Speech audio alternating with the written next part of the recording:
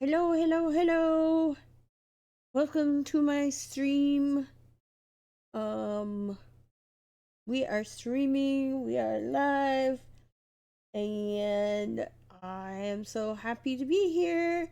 Hopefully we get some people coming on in the next couple of minutes.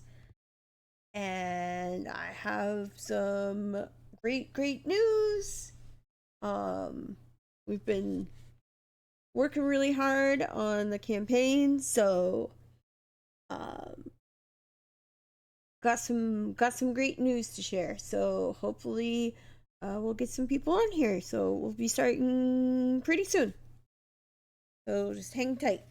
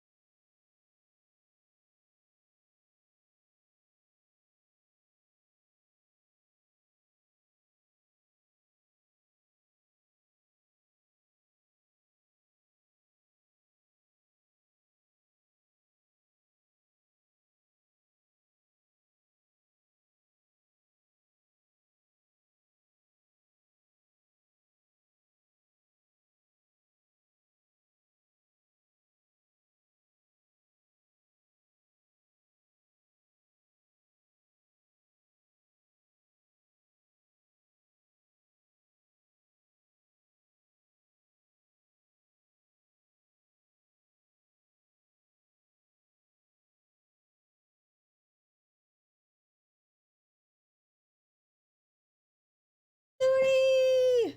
Hi, Ludi! I am so happy to see you. We will be getting started here in just a couple minutes. I have some big campaign news. We're gonna do some reacts and hopefully maybe get to some gaming tonight. It's so good to see you. I need to mod you, Looney.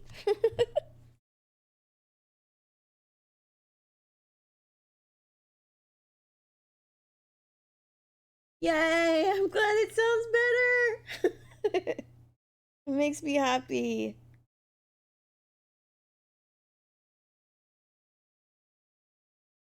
Thank you, Alien, for uh helping me with the settings and stuff. I really appreciate that because I would have had no idea how to do that. So I'm just gonna make some posts that we're live and we will get started.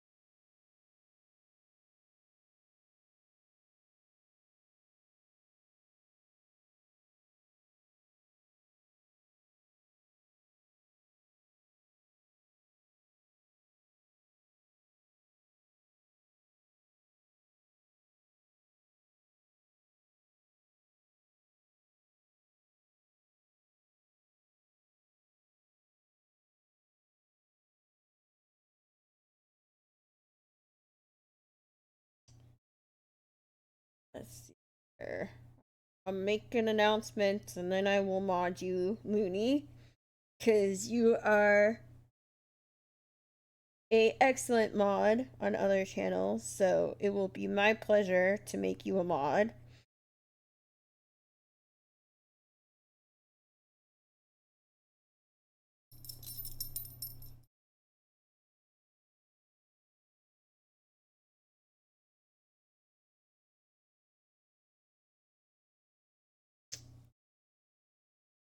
Alright.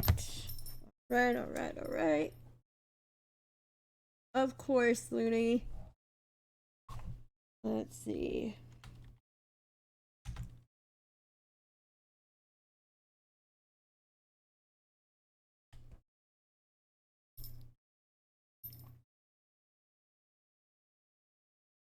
Let's see if that works. Oh, why is it doing that? Okay, hold on. Hold on. We're going back.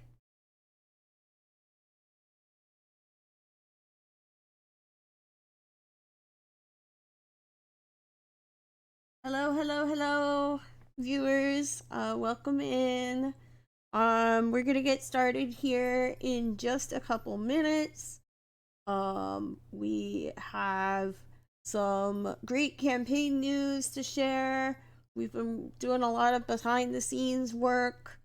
And we're gonna do some news reacts and have some fun tonight. Yay! We like fun. um, so we'll get started here in just a couple minutes. Thank you so much for coming on in. It's great to see everybody.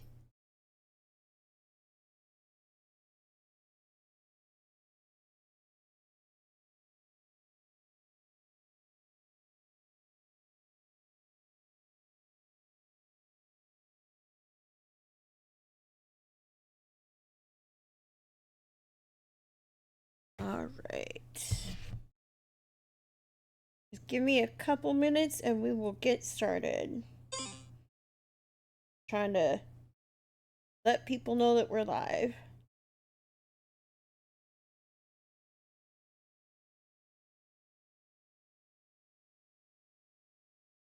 Alrighty. How's everybody doing tonight? How are you doing, Looney?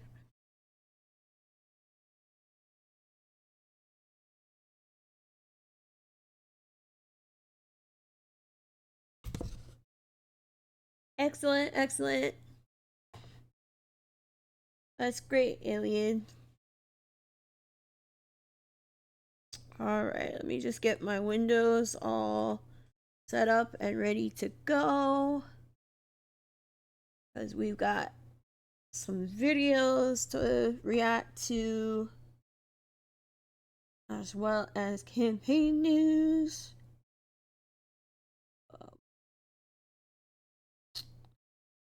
So, gonna have some fun tonight. Oh, cool! You got to. So you mod for Left of the Box too? That's really cool.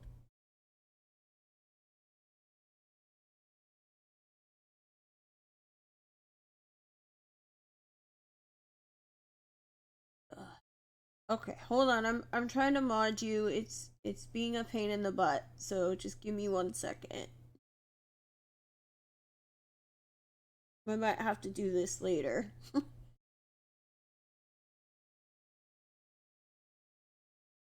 That's so cool, Looney. How was Sandy's stream?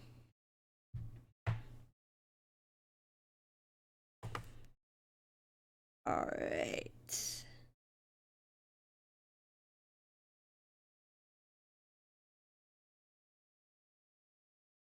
Hello. Let's see here. We are gonna. Let's minimize that. Wait, hold on. Close that. Okay, we're gonna close that.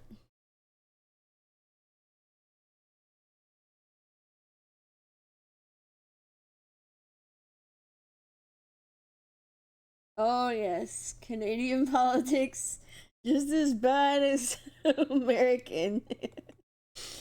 I tried to do that Alien, but for some reason it wasn't working, so I don't know why. I'll try it again.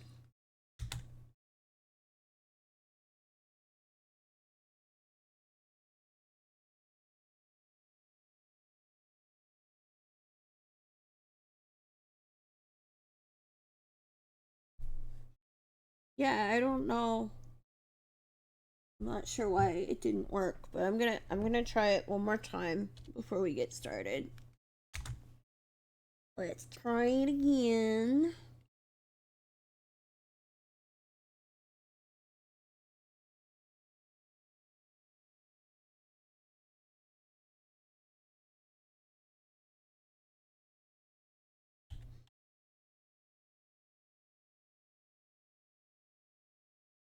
Yeah, it pulls up this Twitch login screen for some reason when I try to chat. I don't know why it's doing that. Um, so yeah. I don't know if I have to like if I have to log in on the chat window just to chat for some I don't know why it's doing that. But I'm not going to worry about it right now. We will go ahead and okay. Okay. Um yeah, I will I'm gonna try one more time and then we will start the stream. Oh, it's okay. That's a pain in the butt. Okay, hold on. Hold on. Let's try it again. I'm gonna go to my starting screen real quick so I can take care of this. So give me 1 second.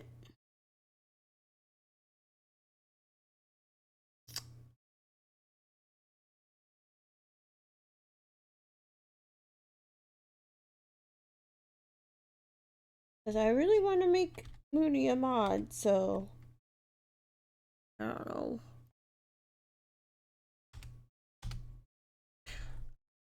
Give me one moment.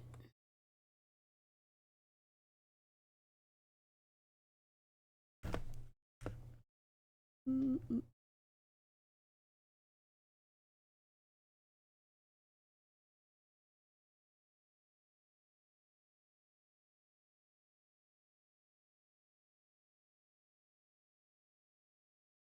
All right. Um. Yeah, I'm gonna fix this later because we got some stuff I want to talk about and um. So I'm not gonna worry about it right now, but I promise I will make you a mod, Looney. um. All right. So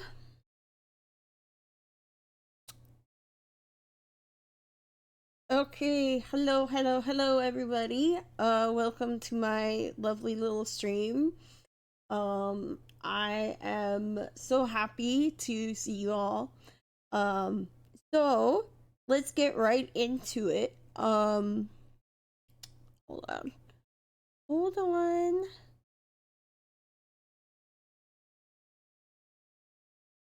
Um, Give me 1 second. Mm, off. Whoops. Didn't mean to do that. Okay. All right. So I am really glad that y'all are here. We've been doing a lot of work on the campaign the last couple weeks. Um and I have some things to share. So, gosh, where do I even start? Okay. So, one of the things that I will be officially announcing tomorrow so you guys get to hear it first, is that my campaign will officially be announcing our support of the Everett Deserves a Raise campaign um, tomorrow, um, which will be, we will be the first candidate to endorse that. Let me pull up, give me 1 second and see if I can pull up their page real quick so we can take a look. Give me 1 second.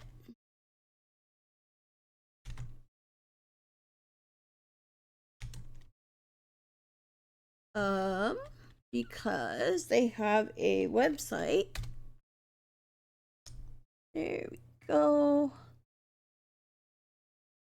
All right. So let's take a look at this website, shall we? So this is the website for Everett Deserves a Raise.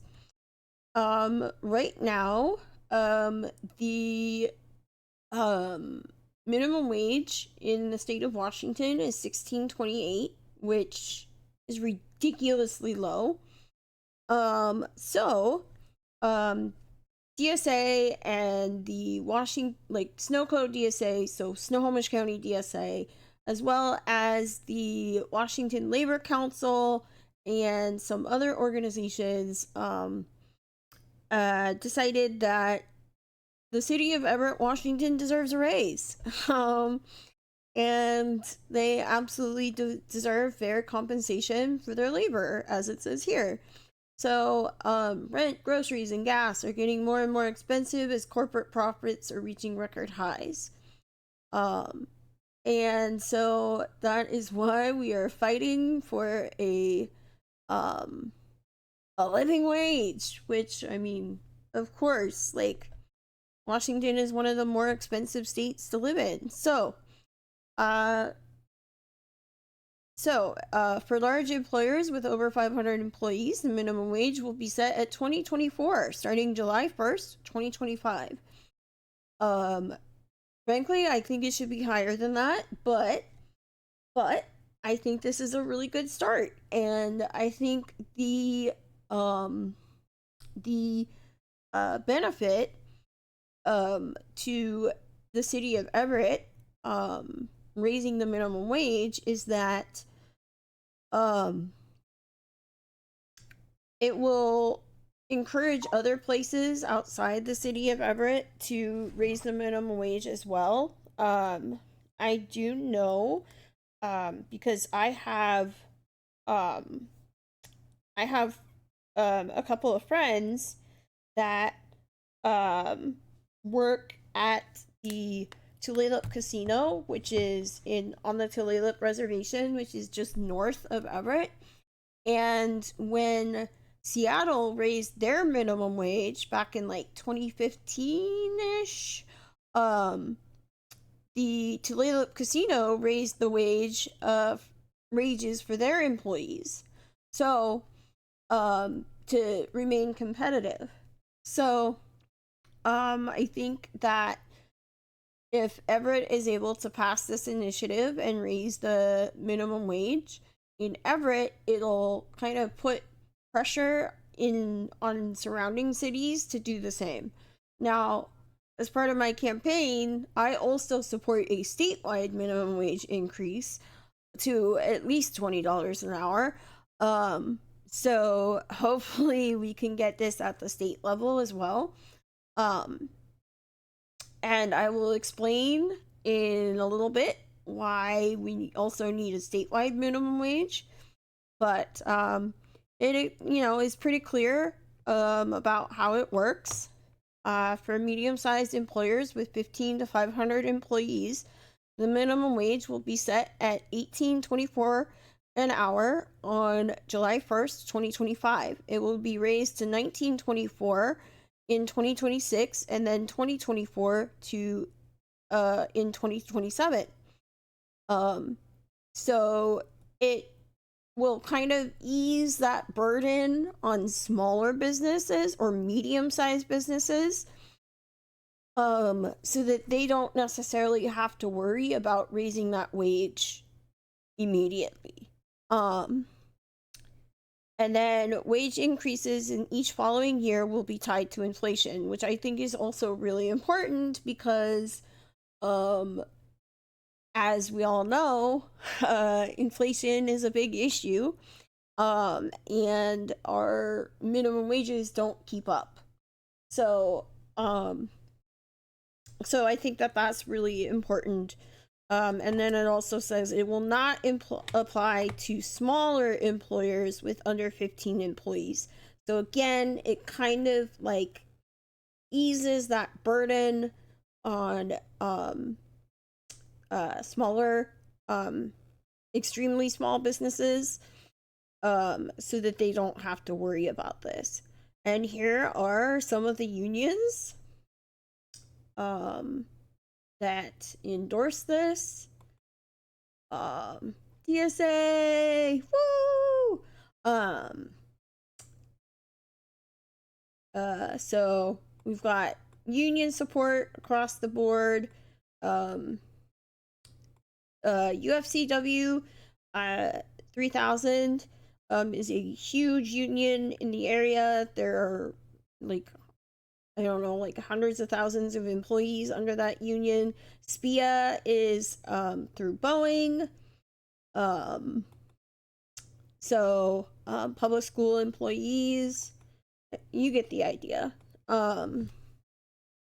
So you know, this will be huge. And as you can tell, also, there are no candidate endorsements. Now, I have been told that they did not want to associate with candidates, and that's totally fine, but that I could still endorse the I could still endorse this campaign. I don't know if they have anything. Oh, here we go. Here's a little blurb about the other initiative. So are two different initiatives. So there's 2401 and then there's 2402. So you may have heard that there are two measures on the ballot. Well, the measures are similar. The main difference is that our measure 2401 does not include tips and service charges in the minimum wage, while the other measure does. So tips would be on top of, in this initiative, tips would be on top of the minimum wage increase, not included with it. We believe that service employees should be able to keep their tips in addition to a fair wage. A business should not rely on customers to subsidize their employees' salaries. I believe that 150%. And this is correct. The other measure is funded by Washington Hospitality Association. And during the summer, they brought in paid petitioners from Florida and other states to gather signatures. And they are also is funded by the Washington Hospitality Association. So yeah, if you want to, like, if you live in the area and you want to check this out, I highly encourage you to go to everettdeservesaraise.com and get more information.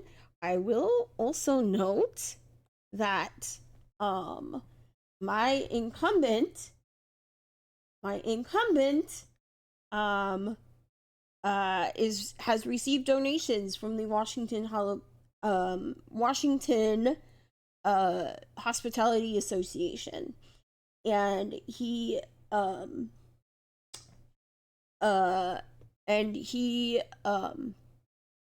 has not said anything that I've been able to tell about whether he supports the Everett Deserves a Raise campaign. So that's something to take note of. Windows source open. Oh, I have two Windows sources open? Okay. Crap. Okay. What if I do that? How do I fix that, alien? Because I'm not sure how I fix that. Anyhow, this is a really important initiative.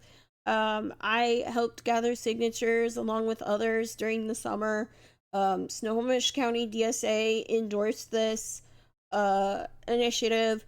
It would really help bring a like Everett is considered one of the poorest cities in Snohomish County. And so like people are really struggling. Uh People are really struggling in the city of Everett. So it's really important that we support them in giving them the raise that they so deserve. The other thing is that the other initiative, which is called Everett Deserves a Responsible Raise, so they changed the wording just a little bit. Initiative 21 or 2402 is called Everett Deserves a Responsible Raise. That is supported and backed by the Washington Hospitality Association, but it also is supported by big business. So that's something to think about when you see these initiatives on the ballot. Make sure that you vote for 2401 Everett Deserves a Raise campaign. So, we are my campaign is announcing the official endorsement tomorrow, and that's something that I'm really proud of. I do know that if you live in the Everett area, they are looking for volunteers right now to help with door knocking on the weekends. So let me go back. So if you go up here, you can click volunteer and get in touch with them to offer to volunteer. And I know that they are going out and doing door knocking between the hours of 11 a.m. to 3 p.m. on both Saturdays and Sundays. So if you want to help out, this is where you need to go. So that's one piece of news. What else have we been doing? So another thing, and I'm still kind of working on this. I early October reached out to my incumbent Julio Cortez. I reached out to his campaign and I asked them if they would be willing to do a debate and or a town hall type event. I said that my only like requirement at that time was that it be my only requirement at that point in time was that it be either hybrid or online, so that the maximum amount of people could participate, whether they can attend in person or watch online. I think it's, having a friendly discussion about the issues that are facing people, in this district and in the state of Washington is really important. And so, and we haven't really had that discussion, and he doesn't really talk about policies on his social media pages, and he doesn't talk about policies really on his website, which as a candidate and constituent of his, that's kind of concerning, because I talk about my policies all the time. So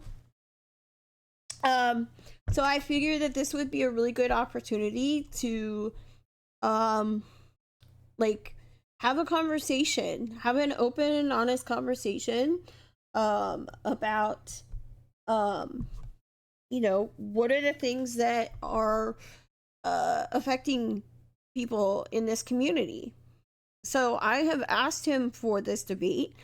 I have spoken with his campaign manager, and we've been like kind of texting back and forth. I have not received. I'm waiting for a response from, I believe, Julio himself, and I have not received that response yet. Um, and so that's why I'm talking about it right now. We generally speaking, I don't think debates or town halls at this level are normal, but I think that needs to change. Um, this is something that hopefully, if it's online and live, people will be able to tune in and learn more about the issues, hear from their candidates, and be able to ask questions so that they can make an educated decision in November. And I think that's really important for democracy. So, yeah, I'm sharing this with you because I think it's really important, and I asked him if he would be willing to debate after ballots go out. So you should start receiving your ballots after this Friday, the 18th. And so hopefully he will agree, and we can have an open, honest, and friendly conversation. So I just wanted to let you all know about that. I want to say, I want to say thank you to DeBabe69 for your follow. I really appreciate that. If you wish to help out my campaign, there is a way to donate. I'm sure that somebody will put the donate link in the chat. Donations start at only $5. Every little bit helps. Just all I ask is that when you donate, that you make sure that you take care of your own needs first. And then if you wish to donate, you can do so. One thing that separates me from Julio is that I will never take campaign money, or I'm sorry, I will never take corporate donations. My incumbent, Julio Cortez, absolutely takes corporate donations. So, there's that. I mean, he takes donations from Amazon, from Boeing, from business associations that do not have the worker or the working and middle class best interests at heart. And if you elect me, you will never have to worry about that, because I will never take a corporate dime. I will always be working to serve my community and the best interest of the constituents in my community. So, with that, I got a little bit more news, and then we will move on to some reacts. Some videos that I found that I was like, ooh, I want to react to that one. So thank you for sharing in the chat the donate link. I really appreciate your support. I am excited to serve my community. And I really am looking forward to the election. So, some other things that I have been working on, kind of behind the scenes, is I have been talking in the last couple weeks. So I was endorsed by DD Ally Pack. Let me pull them up real quick here. So that I can share their page.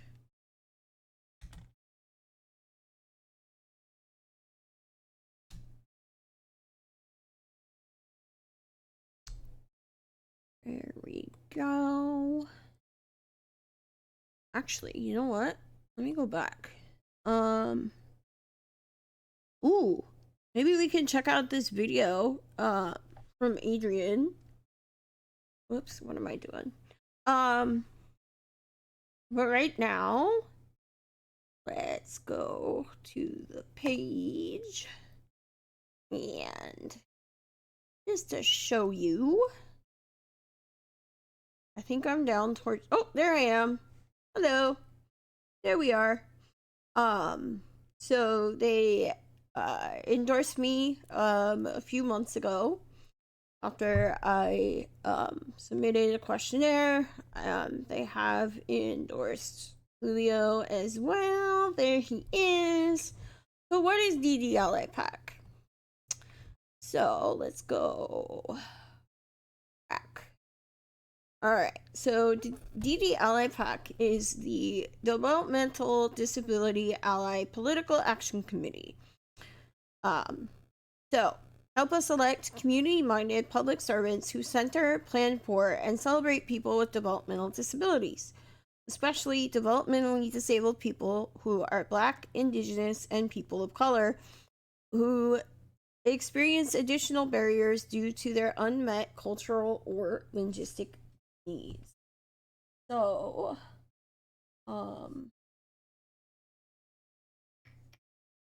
let me hold on one second.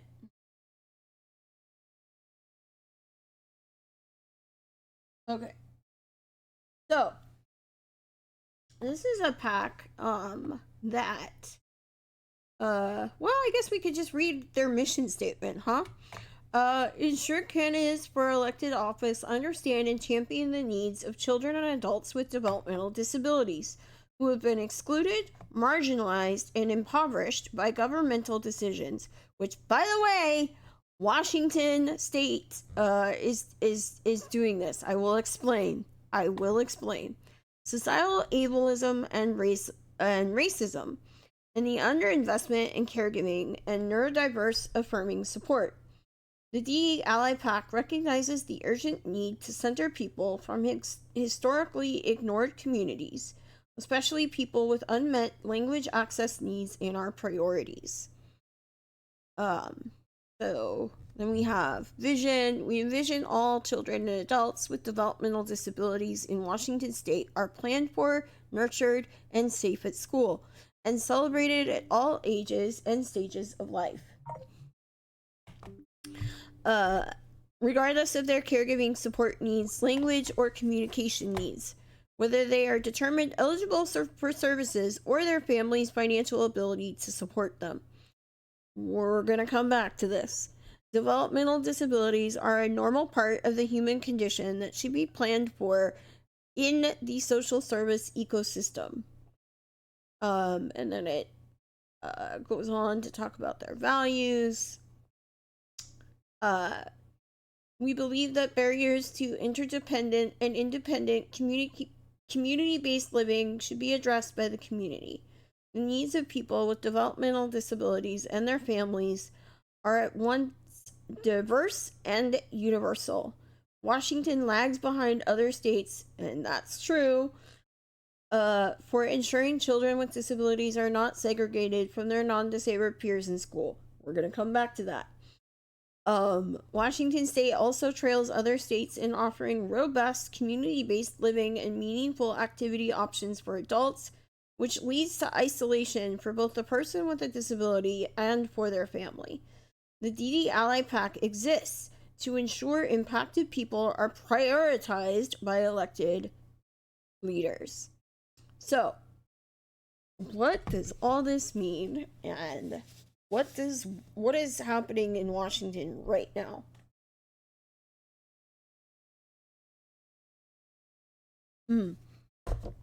That is a really good question I just asked myself. Um, so, um, this is an area that I care deeply about. Um, as someone who is disabled themselves, who has multiple disabilities and chronic illnesses, I can relate to and understand the needs of disabled people within the community.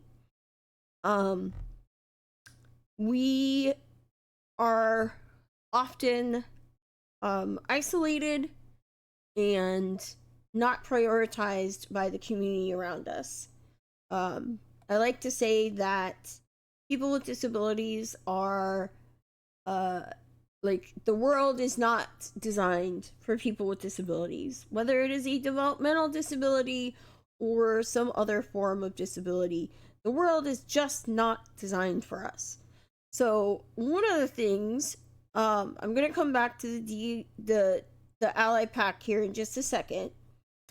But one of the things that I've been working on for several months now, both in Marysville and Everett, is I have met with the Marysville Public Works Director and his assistant, and I have also spoken to Everett City Council members about accessibility concerns within this area.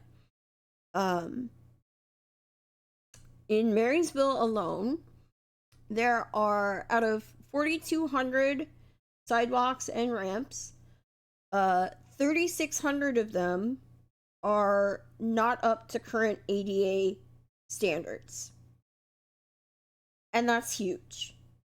That is a huge portion of Marysville that is not up to ADA standards and is therefore has very limited accessibility, if any accessibility at all, for someone who has a disability. And it's not just for people in wheelchairs. It is people with other disabilities as well. So when you go to a city, when you're on a city sidewalk and you go to that ramp and you see that little square, that little yellow square in the center of the ramp that has bumps on it, that is there not just for people with wheelchairs, because the bumps do help slow the wheelchair down, but that is also there to serve a function for people who have vision disabilities, because it alerts someone who perhaps can't see that they're going down a ramp and they're about to enter a crosswalk or cross the street.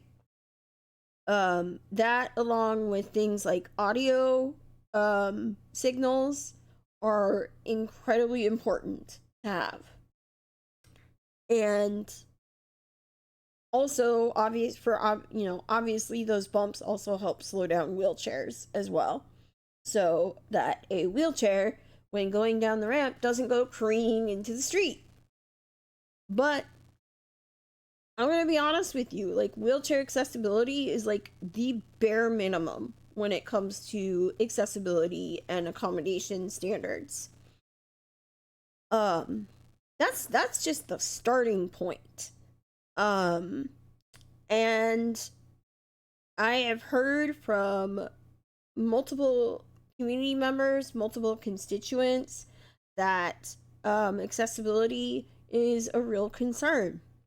And it is certainly a concern for me as well when a lot of ramps and city infrastructure, whether it's ramps, whether it's buildings, whether it's any kind of place, are not up to code.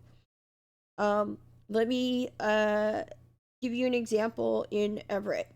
So there is a very popular pizza business that is across the street from the Angel of the Winds arena in downtown Everett. Delicious pizza. I loved it the last time I was there. Oh my god, some of the best pizza I've ever had. But there it's in an old building and there are accessibility concerns.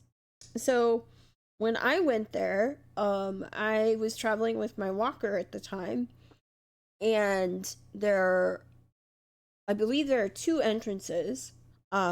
When I attempted to go through the front entrance, which has double doors, heavy double doors, there was a slight like notch at the entry, and it has these two very heavy double doors, and I literally had to turn sideways so that I could fit myself and my walker through this entry.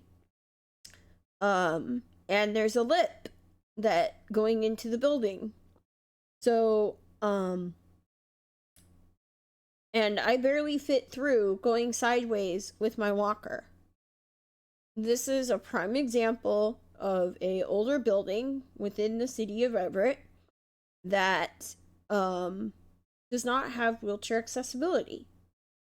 The side door that they have also is not wide enough for a wheelchair to fit through.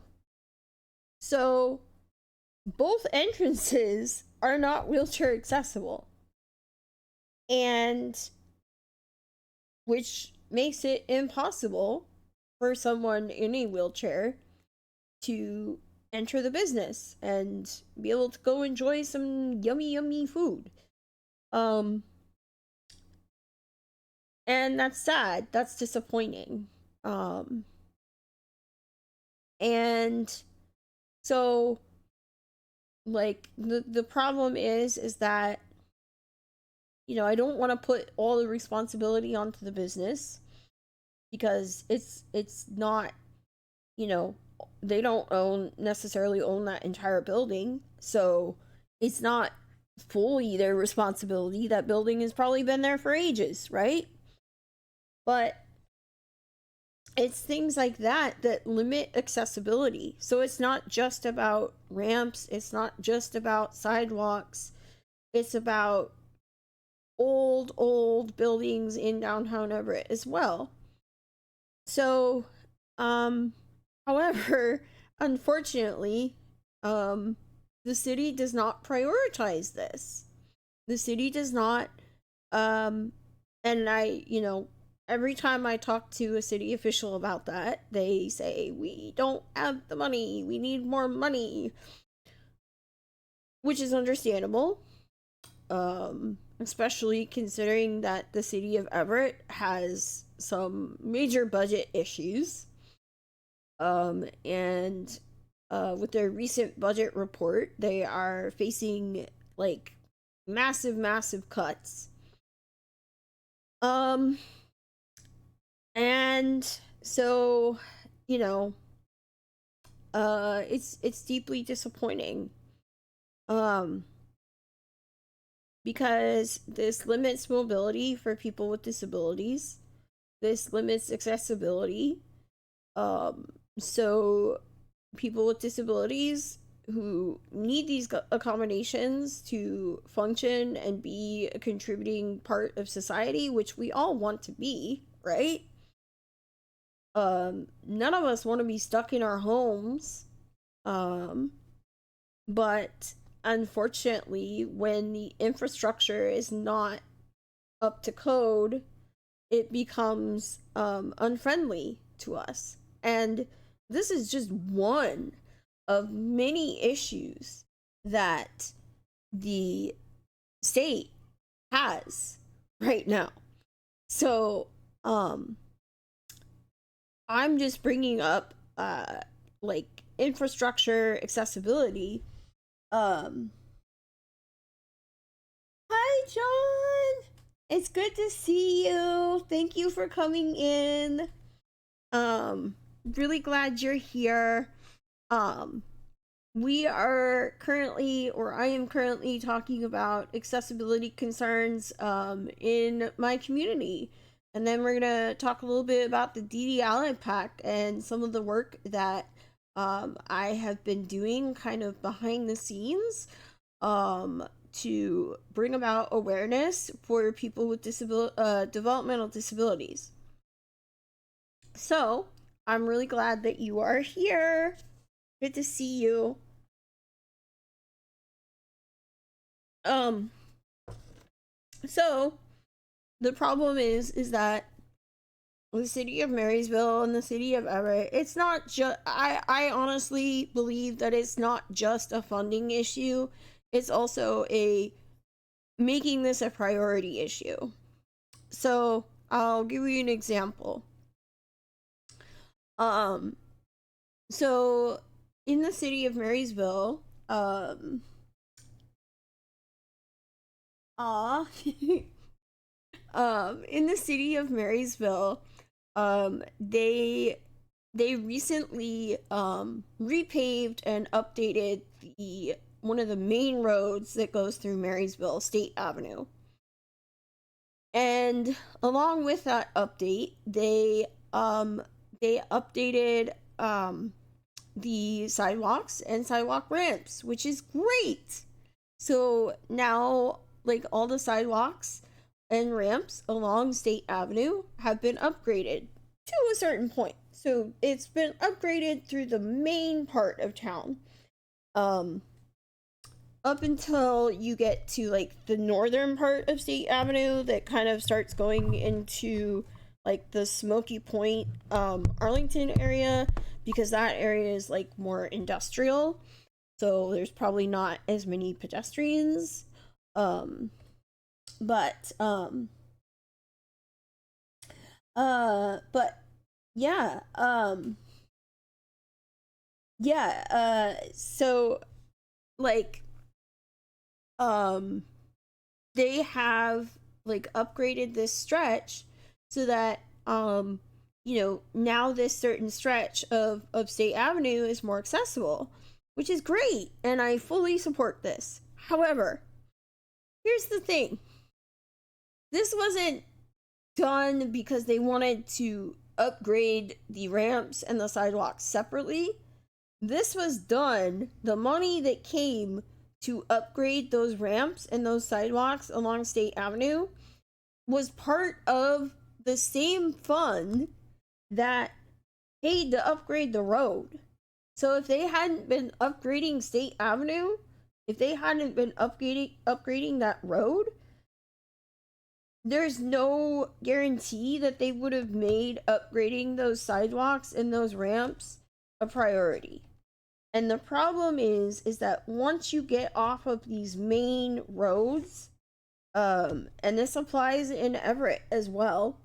Once, and I mean, the Tulip Reservation has like only has sidewalks, like in the main areas, like around the casinos, around the Walmart, around the shops. But the like rest of the reservation is somewhat rural, has somewhat rural roads. Um but um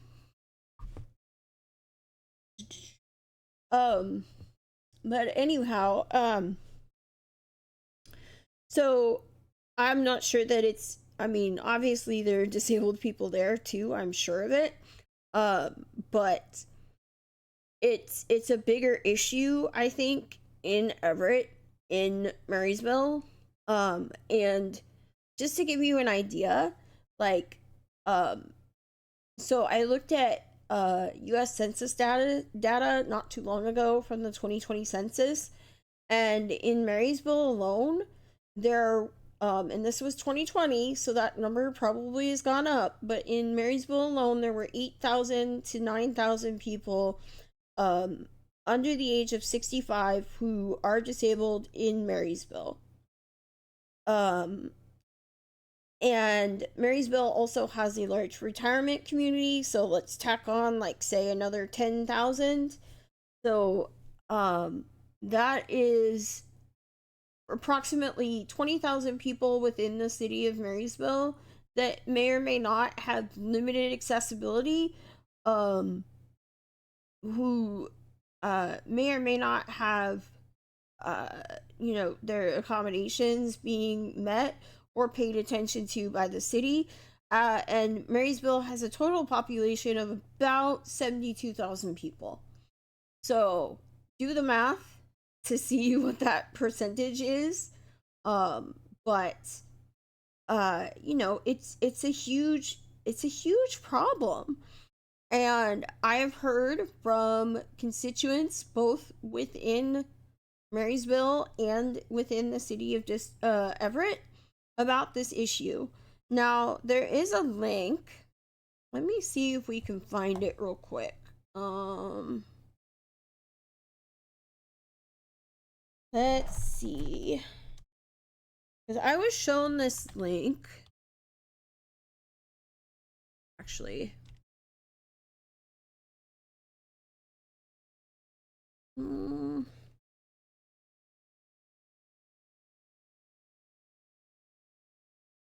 Everett, Washington.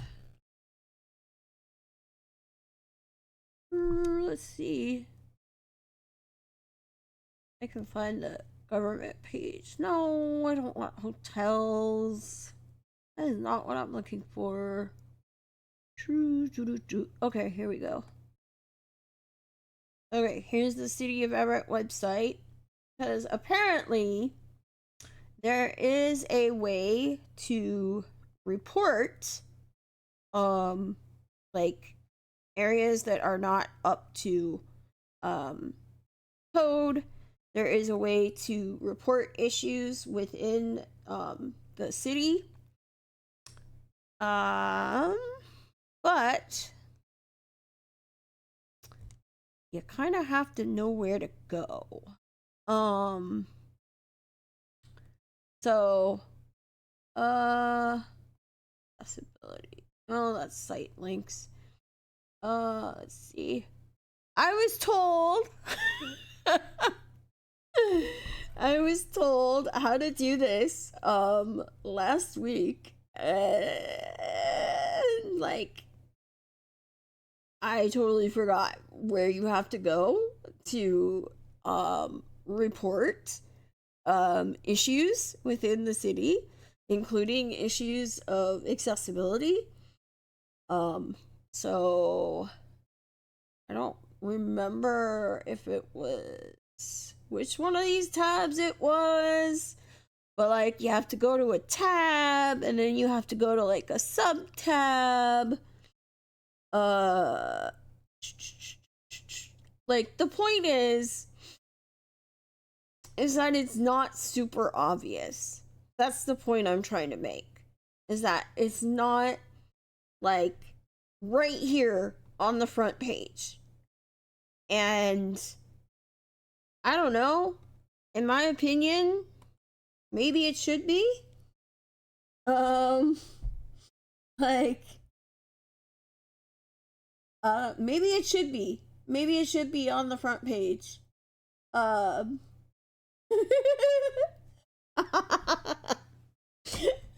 Fancy, oh my god, you're awesome. Yes, I love it. Make Annie's campaign fund so huge that you can drive a wheelchair through it. Yes! Yes! Oh my gosh, thank you. Thank you so much for saying that. Oh my goodness, that is so cool. I love it.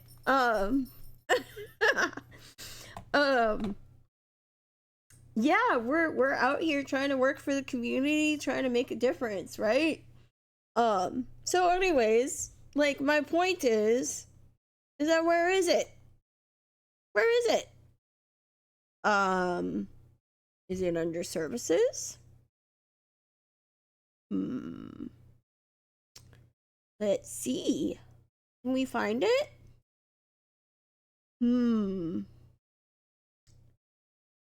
Can we find it? I don't see it there. And like my point is that like I was shown exactly where to go just like 4 days ago. Okay, so we have this Americans with Disabilities Act, but I don't think it's there. But let's click on this. Mm. Okay, here we go. Um, Accommodation requests for private businesses must be addressed directly to the businesses. Okay, that doesn't help. Thank you so much for informing me that I would have to go to the pizza place to request a disability accommodation. ADA complaints. Ah, here we go. Here we go. Okay. So it takes a couple clicks. It takes a couple clicks, but this is where you would go to file a complaint. uh,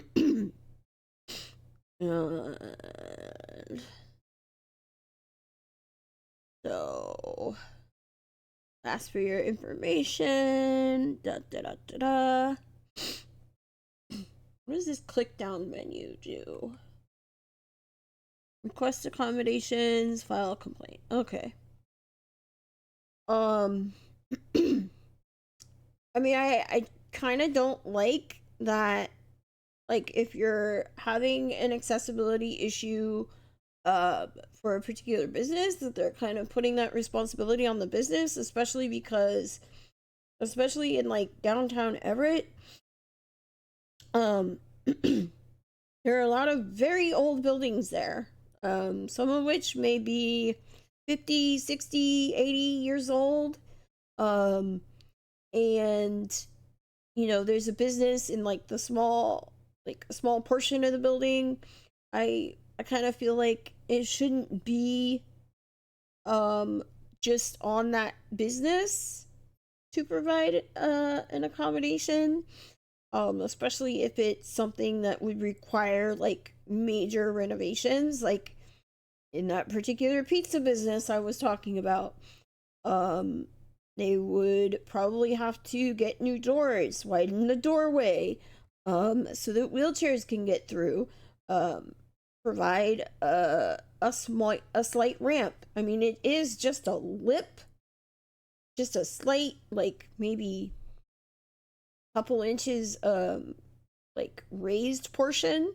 It's not a huge bump, but it's a bump nonetheless. And the doorway is not wide enough. Like I said, I had to turn sideways and enter through it sideways to get my walker to go through. There is no way that my wheelchair would fit through there. Absolutely no way. And I have what's considered a compact wheelchair. So, these are things that I think like more able-bodied people don't necessarily think about, because they don't have to encounter it every single day. That's why we need more diversity within our state government. That is why we need people in our state government that understand the needs of this particular community, because they live it every single day. I live this every single day of my life. Every single day of my life, I have to deal with accessibility. I have to request accommodations. And let me tell you, I've had to request accommodations for meetings and events multiple times throughout my campaign. And I'm not going to name names, but there are a lot of organizations out there that I have participated in forums and events with over the last few months, where either my disability accommodation request was denied outright, or uh or I was when I made the request, the person I spoke to responded with ableist language and told me that they would try to accommodate my request. And I wasn't asking for anything big. I was simply asking to be allowed to participate via Zoom. That's it. Which is a lawful request, covered under the ADA. So, that's just, and that was from a organization that is supposed to be an advocate for people with disabilities. That was from a large, well-known organization that is supposed to be an advocate, especially for people with developmental disabilities, and not the DDLA pack. They've been excellent, but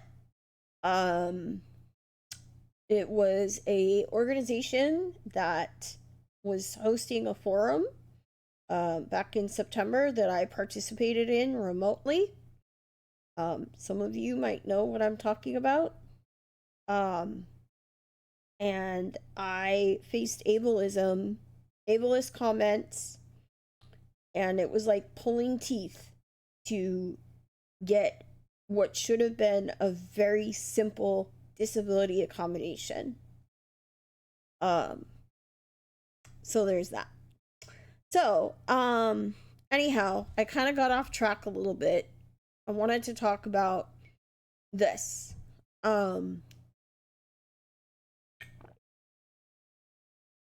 So again, I received an endorsement from the DDLI pack back in July. I have spoken with the two wonderful women that started this pack during this summer, mind you. And there's a lot of work to do. There's a lot of work to do within the state of Washington. So, one of the things that and this is something that was talked about at this forum that I participated in September. And since that forum, I've had a couple of different families who have reached out to me and asked to talk to me about the services that their either adult or minor children have through DDA or DDA or other state provided services. So I have spoken to so yesterday I spoke to a mother of a adult child who is 46 years old and is severely developmentally disabled and requires 24/7 care. And right now, you can guess that if this woman is a mother of a 46-year-old, she's not young, she's older, and she is desperately reaching out to candidates and legislators within the state because she is not getting the services and the care that she needs for her son. And she is getting older herself, so she is less able to take care of her son, and she's trying to keep her son out of a institution, which, by the way, we don't really have institutions in the state of Washington anymore, which is not a bad thing necessarily, because historically institutions have been horrible towards people with disabilities. But there is a growing population of elderly parents caring for their adult children, and they are extremely worried about what's going to happen to their adult children once they pass away and are unable to take care of their children in the way that they have been. So here's like one of the big issues. So in Washington state, in order to work as a caregiver, which is a thankless job, I know this because I was a in-home caregiver a long time ago, back in my 20s when I was younger and not as disabled. Even though, I've had lifelong disabilities, but I was not as bad off back then. And you have two options. You can be a HCA, or you can pay $750 to $800 and become a licensed CNA. And the problem is that there is a massive caregiver shortage. Hi, Letterhack.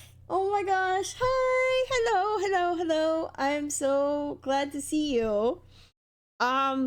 Just a quick side note. The Letterhack, along with two of the other members of the Left Past 10 podcast, will be on my stream next Friday. So the stream is gonna start at 6 p.m. Pacific Standard Time.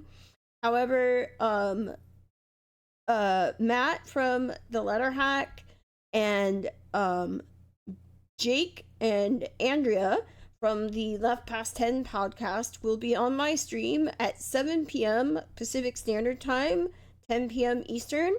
We're going to be talking to them and doing a fundraiser stream.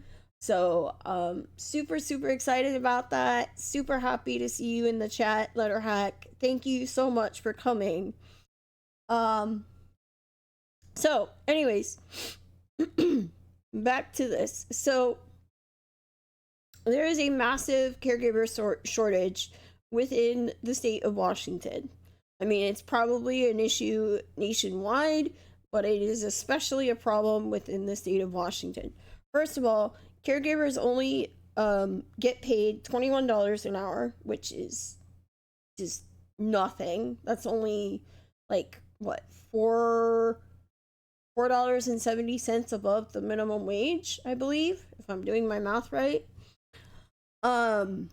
And they are also, especially if they want to become a CNA, they are responsible for paying the fees to go through training to become a CNA, which also includes things like CPR. It includes things like first aid. None of those classes are free. So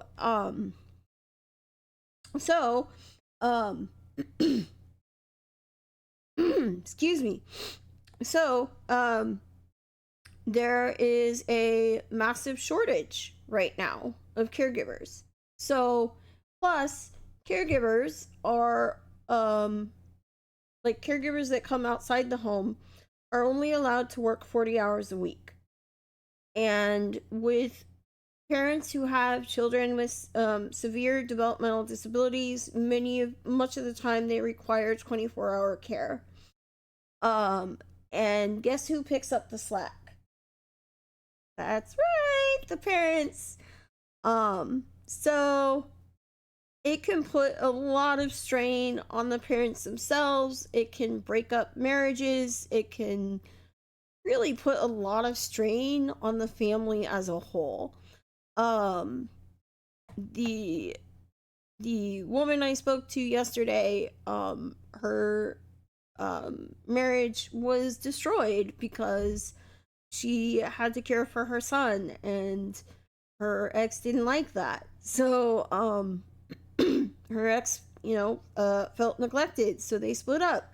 So now she is on her own caring for her adult son with a traumatic brain injury. Now, parents of adult children with disabilities are paid for their care. However, parents of minor children with serious disabilities are not paid. Which I think is absolutely ridiculous. Like, especially because the family that I spoke to today was a mother, a husband and wife, and a mother of a minor child who is about to turn 16, who um who was removed from the school district because the school district said that they could not take care of him during the school day. So he because of his needs, because of his level of care, so he is no longer in school. And so now his parents are responsible for his care um like 24 hours a day. Um and um which is a lot. That is a lot to put on.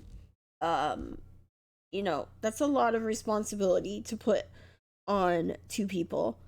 And their son requires so much care that both of the parents, neither one of them are employed, and because they can't be, because they have to care for their son 24 hours a day. And it is a lot of work to do so.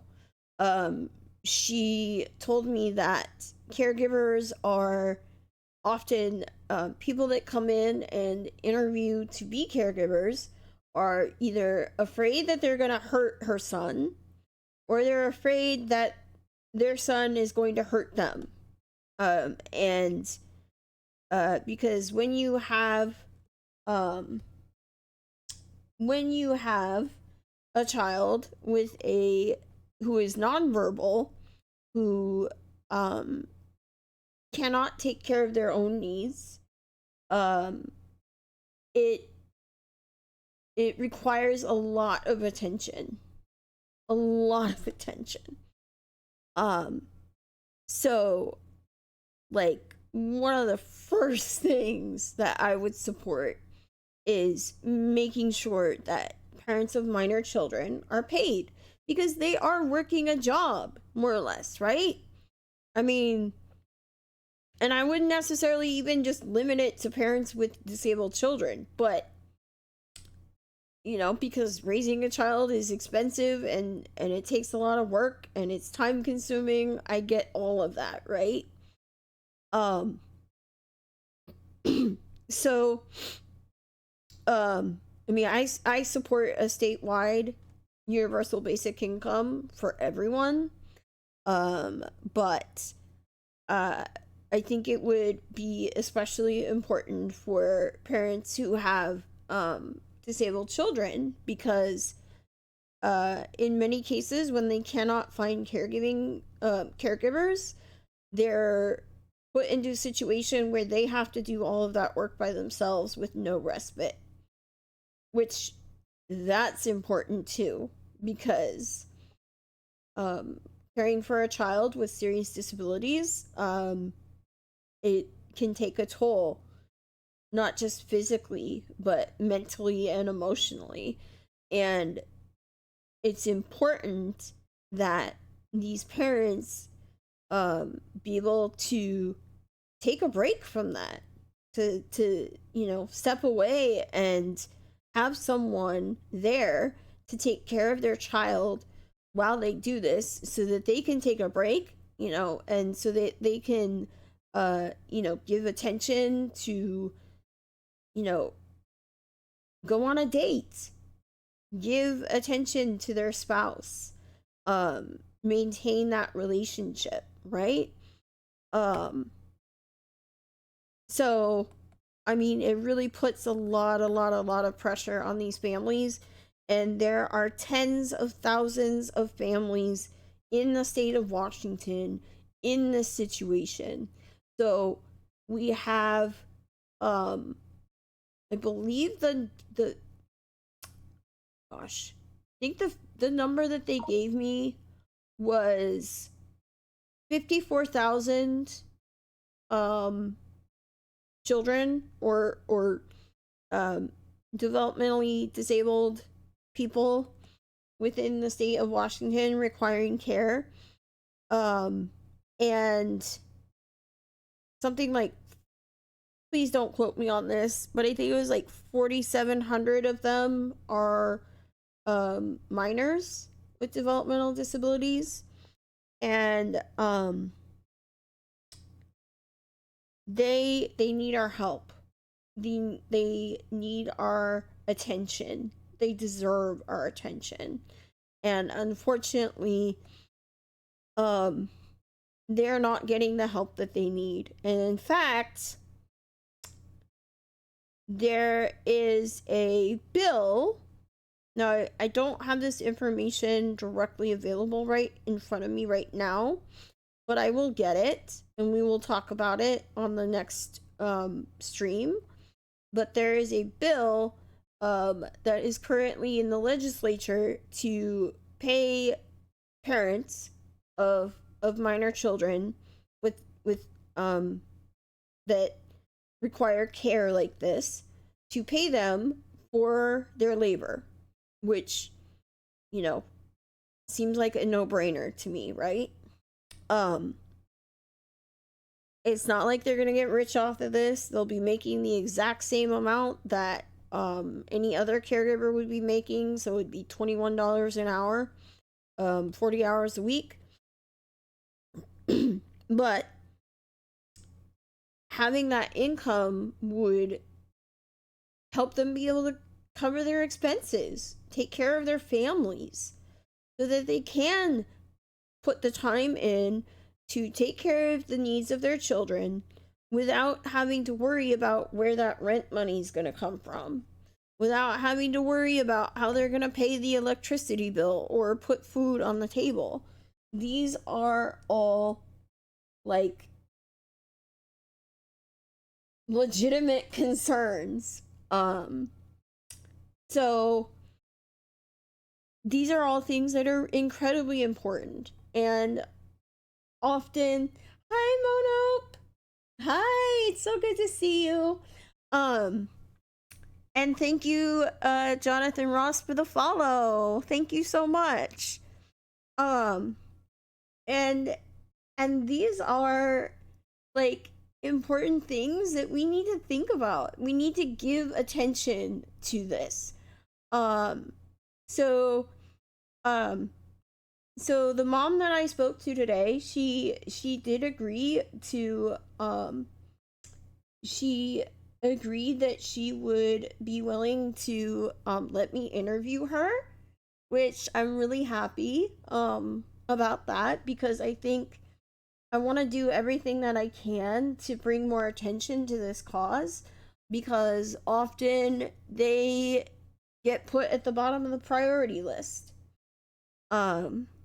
You know, because it's, for whatever reason, they are not given the attention or the priority that they need, and that needs to change.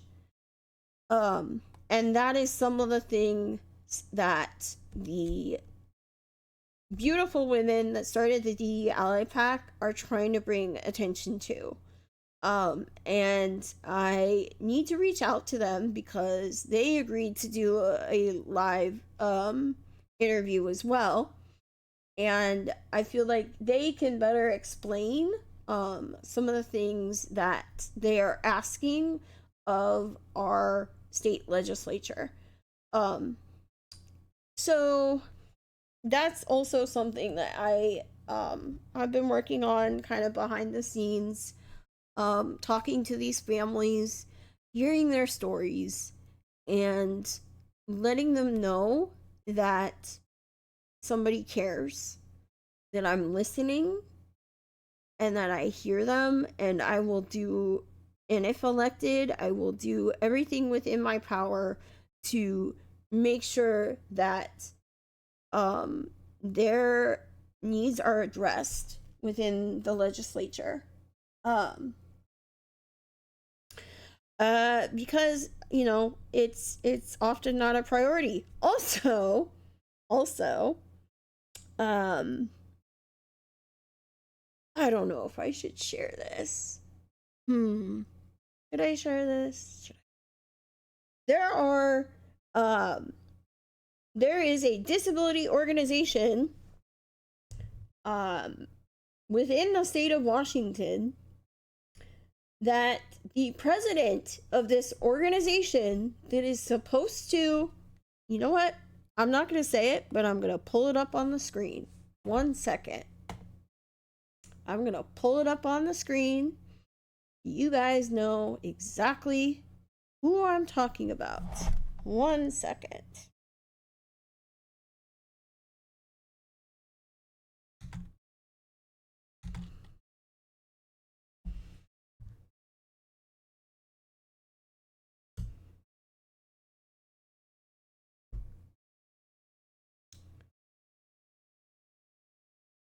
Because this makes me angry.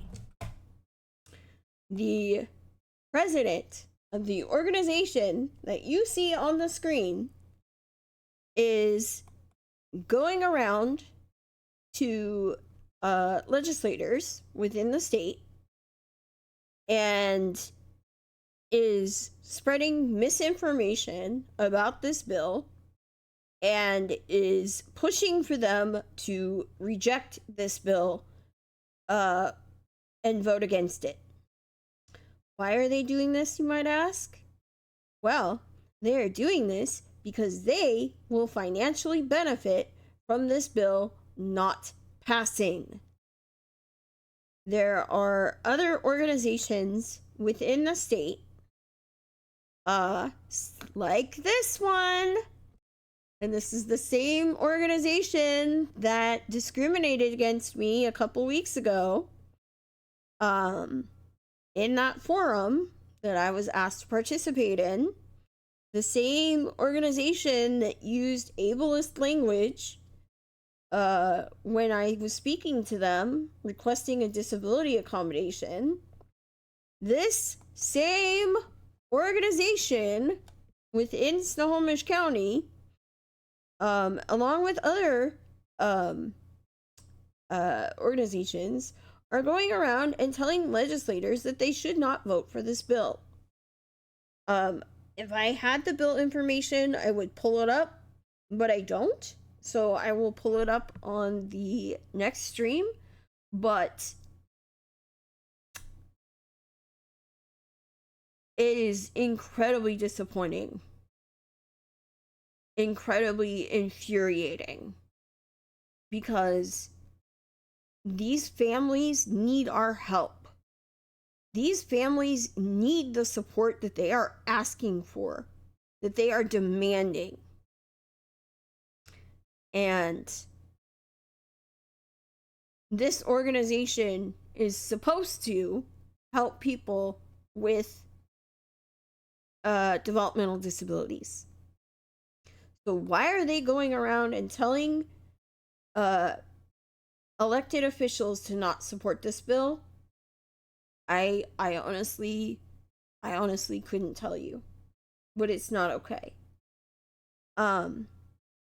So you know what? I want to check something. We're gonna go to Open Secrets real quick. Let's go to Open Secrets. You know what? Let's just do it.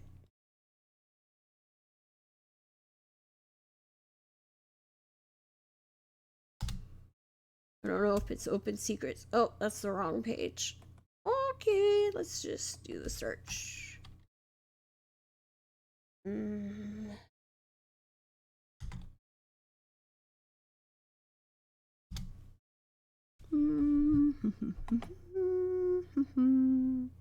gonna go to local. Okay. Oh, you know what? This is not the page I meant to go to. Hold on. We might go back to that, but hold on.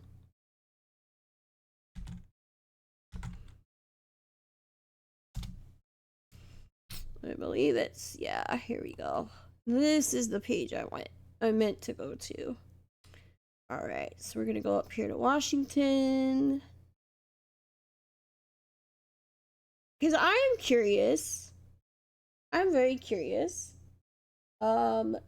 If my incumbent, Julio Cortez, has accepted any donations from the ARC. So let's find out, shall we? Let's find out. Because I feel like people don't take the time to do their research. Okay, let's see. Oh, there are multiple. All right, let's go. Candidates. Wait, this is not what I wanted to do. Hold on, let's go back. I think I need to go back to Washington. Okay, hold on. Give me 1 second.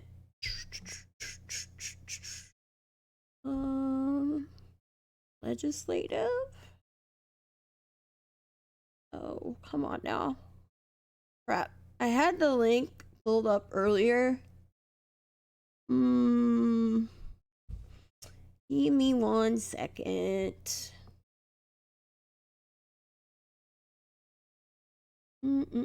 Because I feel like some of the people that I have talked to are not doing their homework. And, you know, it's understandable. People are busy. People have very busy lives. But I think it's important. Let's see. House. Okay. We want to go. I think it's very important to understand not only what your candidates or elected officials are voting for, but also who they're taking money from. So let me see here. Where can I find this? I don't want to scroll through all this because it's not alphabetized. Let's see if we can. I know there's an easier way to do this. I just there we go. Ta-da! Okay, let's take a look. So he's running 2 races.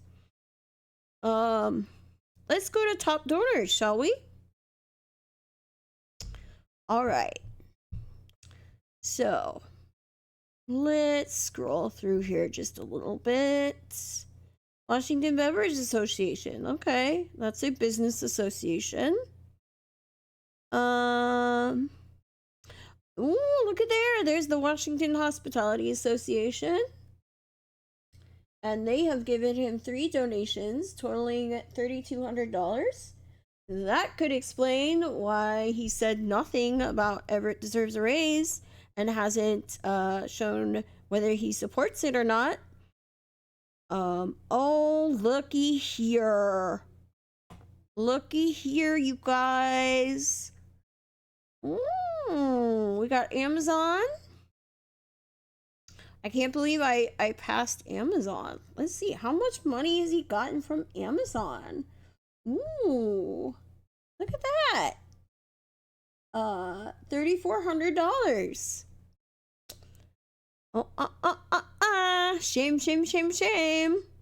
Okay, let's see. How much is we got from Boeing? Okay, we got 2 donations totaling $2,400. Okay, all right. Ooh, Washington Charter School Association. 3 donations totaling $2,400. Gee, I wonder why he's accepting donations from them. Let's see, what else?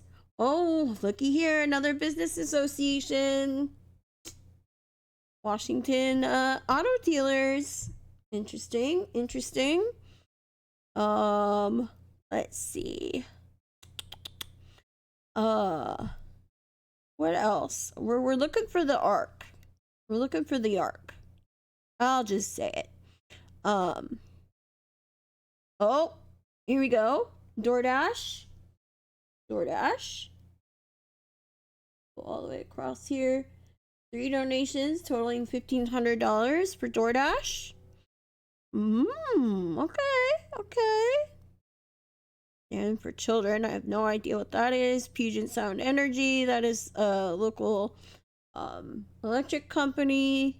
$1,200 from them. Oh, here we go. Washington State Patrol Troopers Association. $1,200 from them. Okay, all right. Interesting. Washington State Building and Construction Trades Council. Delta Dental. So, as you can see, as we scroll down this list, we're finding some interesting sources of donations. So, oh, here's an interesting one. Yes, this is a personal donation. However, Cassie Franklin is the mayor of the city of Everett.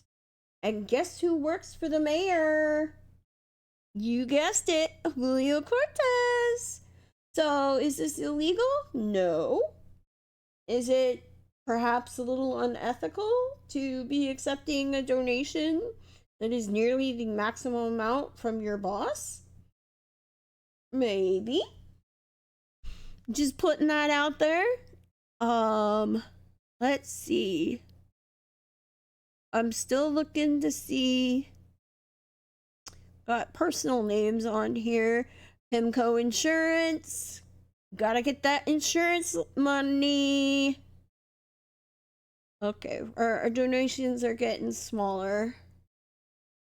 Let's see.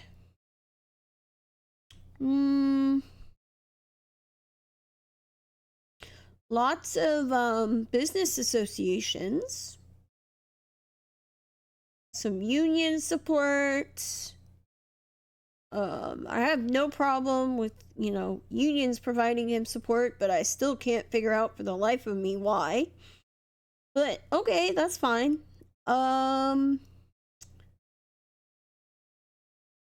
Yeah, so lots of industry associations.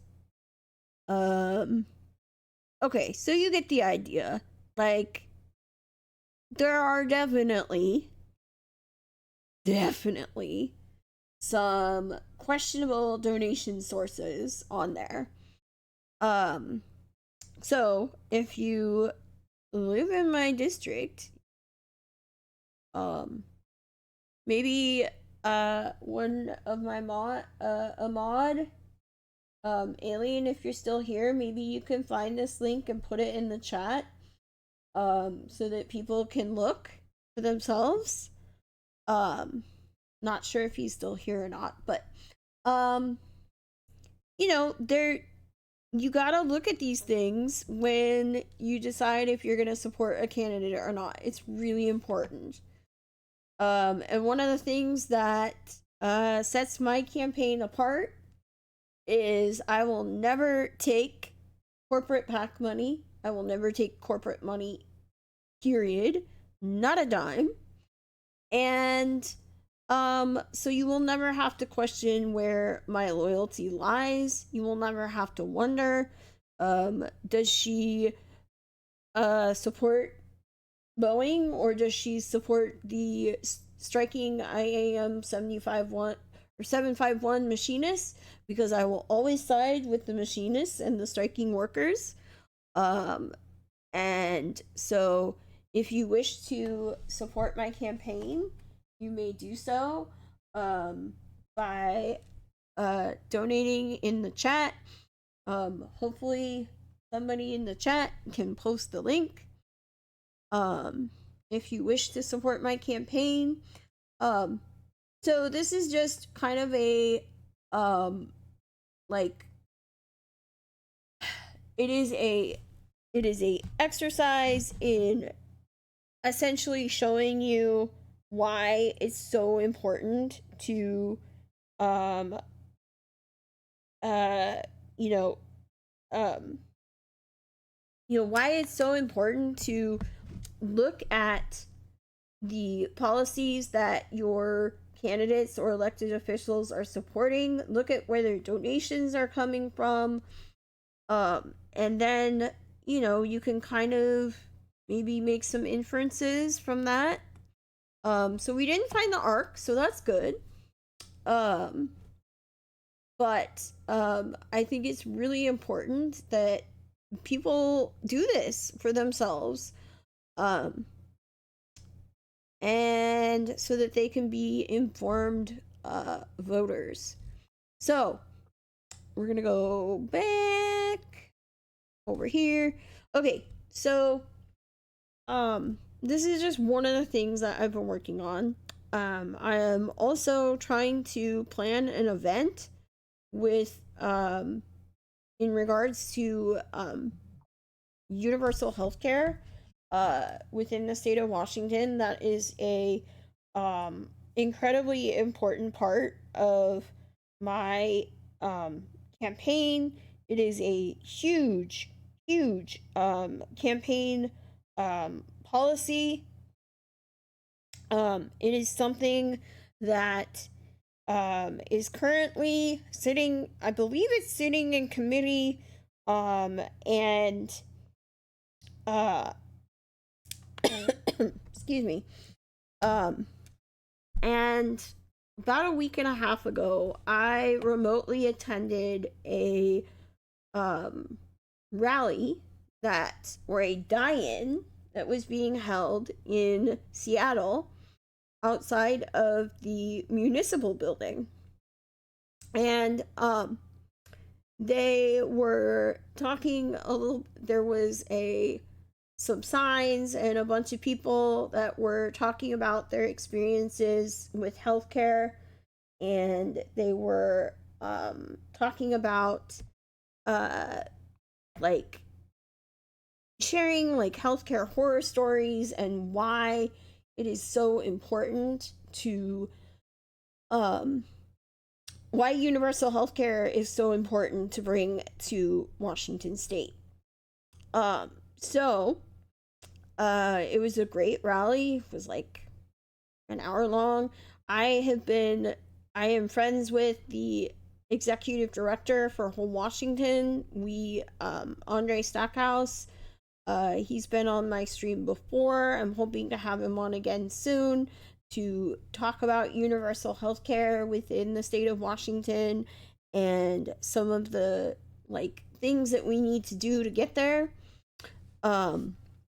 And so one of the things that I'm trying to do is and by the way, I don't know if I said this cuz I'm like tired. It's been a long weekend of campaign work, but they did this outside the municipal building in downtown Seattle.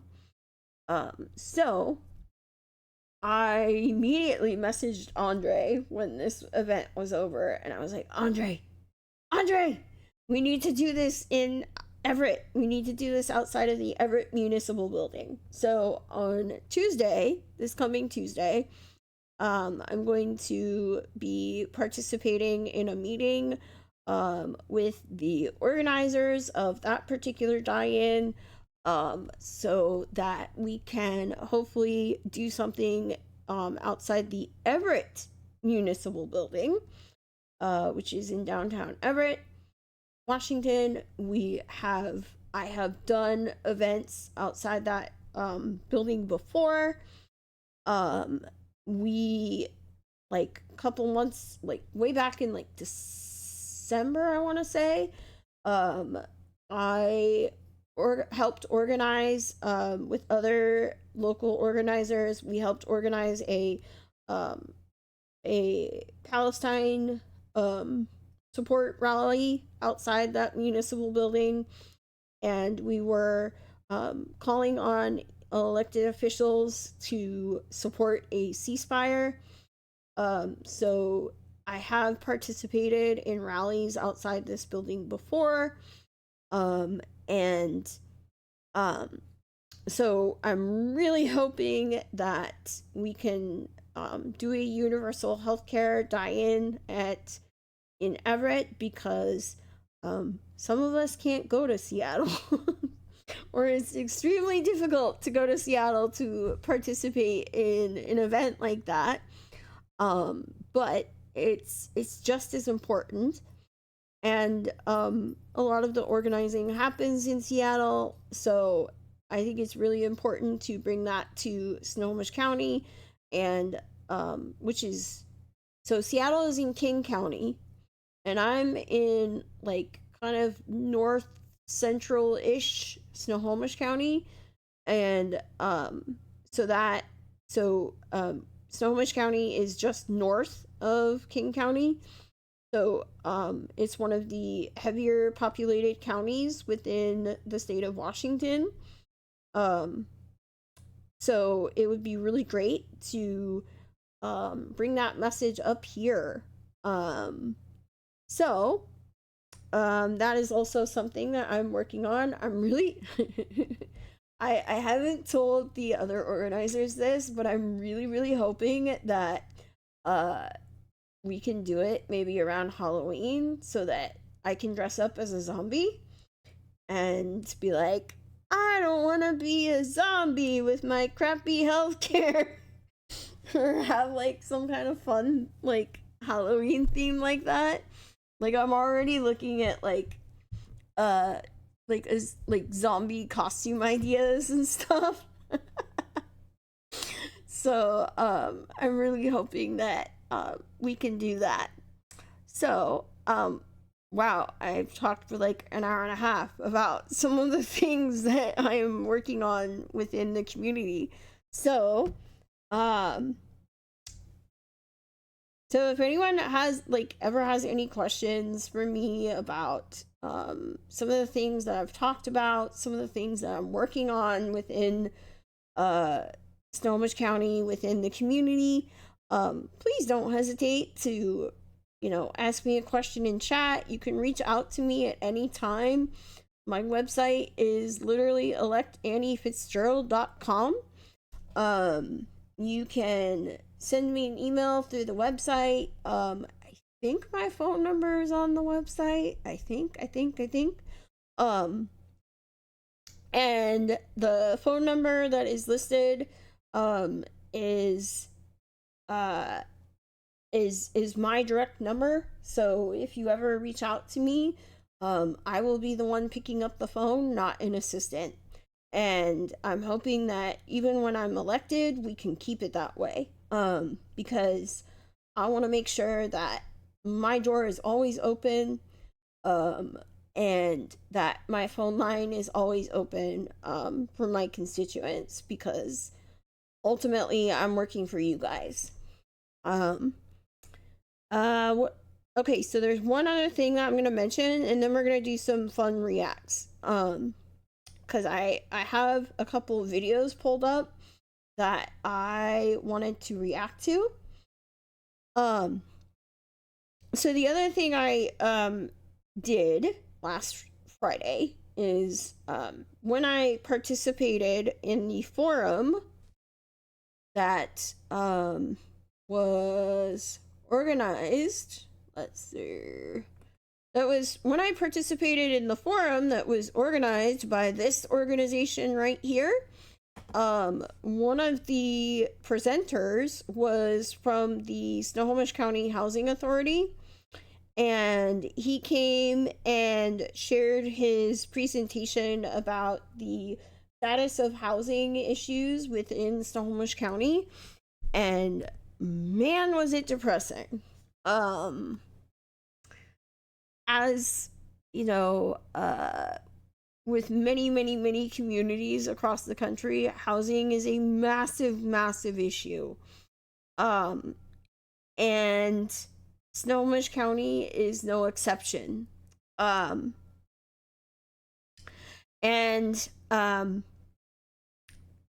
so in his presentation, one of these days I will share some of the slides from his presentation to show you guys some of the information that I'm talking about, because I was shocked.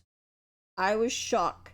I was shook to my core when I saw some of his slides and saw how many people within Snohomish County are struggling when it comes to housing. Um, in if you live in Snohomish County and you want to buy a house, you have to be making $200K a year to afford a house, to afford to buy a home, whether that's like a home or a condo or whatever. You have to be making at least $200K a year. I don't know many people that fit that bracket. I know maybe one or two people that would fit that bracket. So, buying housing is out of reach for most people within the county. So that leaves renting. Well, as you may have heard, about what was it, like a couple weeks to a month ago, there was a DOJ investigation that was reported that DOJ was investigating landlords who were essentially collaborating on one particular website to price fix rental prices. And that is certainly an issue within Snohomish County as well. So when this presentation happened, he was specifically, because it was for the organization you see on the screen, he was specifically referring to housing for people with disabilities. So, and it's very interesting because income disparity, even among people who are working but disabled, is still an issue. Disabled men typically make more money than disabled women do, but they make less than someone who is able-bodied. So they are typically making less money and pulling in, so therefore they have less money to spend on essentials like keeping a roof over their head. The current wait time to get on the Section 8 waiting list in Snohomish County is 10 years. You heard that right. 10 long years to get on the Section 8 waiting list in Snohomish County. It got worse during and after the pandemic, and there was one point where they had to basically like stop people from applying because the list of people that were applying was so tremendously long, and available housing was so tremendously low that they had to stop accepting applications, which is horrible. And now it is handled through a lottery. So now if you are living in Snohomish County and you have applied for Section 8, so I met with him on Friday, right? And this is where I'm pulling some of the information from, because after I saw his presentation that was given at the forum by the organization on the screen, the same organization that discriminated against me and is not a very good organization. So Um, anyway, um, I wanted to meet with him because so I immediately sent him an email and was like, please will you meet with me? So we met last Friday, 2 days ago. So he says that they have taken care of many of the people that have been waiting the longest, which is good, right? But now, how they determine who is going to get a Section 8 voucher, they have a lottery. So they pick 300 people at random to receive a Section 8 housing voucher. Now, of that lucky 300 that receive a voucher, that's only the very start of the process. Then they have to find housing within Snohomish County that will accept that voucher. So let's say they're in a situation similar to mine where I need to live close to a city, I need to be close to a hospital for medical reasons. I need to be within a reasonable driving distance of all my doctors and especially my specialists that are in Seattle, because I frequently have to go to Seattle to see doctors and specialists that are not in Snohomish County. So, let's say I'm trying to find a home within like maybe Everett, or maybe I'm trying to find a home within Linwood. Both are not too far from Seattle. It's like a good, like if you have a vehicle, it is a good 45-minute, maybe an hour drive. Um, Thank you, Twitchy Schmegly, for the follow. Thank you so much. I really appreciate that. And I appreciate you. Um, so, then the struggle begins to try to find a suitable housing situation. And housing supply within Snohomish County is also incredibly limited.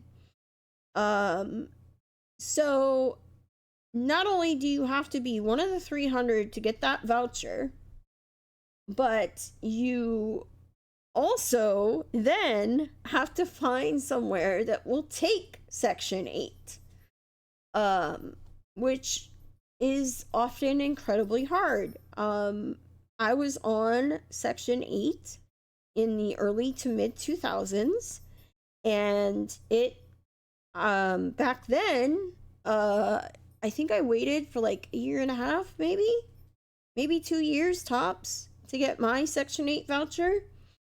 And I was able to find a large apartment complex within Linwood, and was able to find housing without tremendous effort. I mean, it did take time. And if you have that housing voucher in bad credit, or if you've ever been evicted or have other issues, that can make it even harder to find housing. So,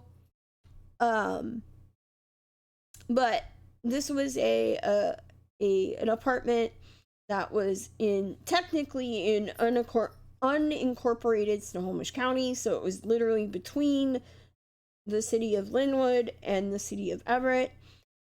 And there was a lot of crime. The police and the sheriff were there regularly with their dogs, and so it wasn't exactly like a nice place. And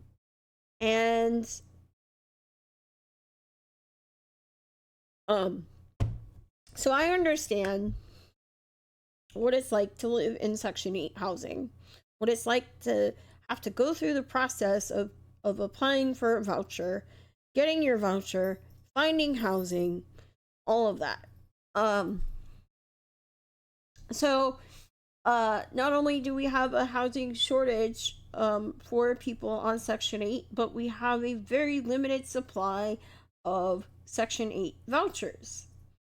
So this leads to other issues, because when people are low income and disabled, what happens when they can't find housing? They end up, couch surfing if they're lucky. They end up living out of their car if they're lucky. If they're not so lucky, then they might end up on the street. And what happens when they end up on the street? I have heard from multiple people that have complained about the homelessness problem within the city of Everett, which is part of my district. And it's often, not always, but it's often complaints like, what are we going to do with these homeless people? Why are we allowing them, the crime, the homeless people, the drugs, it's things like that, right? Well, I tell them, put yourself in their shoes for a minute. Think about how you would feel if you were homeless. You can't get help finding housing. There's no housing available. So you have no choice but to live on the street. You're hungry. Your clothes might be dirty. There is more rampant disease. I can tell you, if I was living on the street, I wouldn't necessarily want to be sober. Like, that is a very, very difficult and unpleasant and physically, mentally, emotionally draining situation to be in. Like, and unfortunately, often what happens is, when you're on the street, you get sick. You end up in the hospital. So, but the hospital can't keep you there forever. They can maybe keep you there for a short time, provide you, a bed for a night.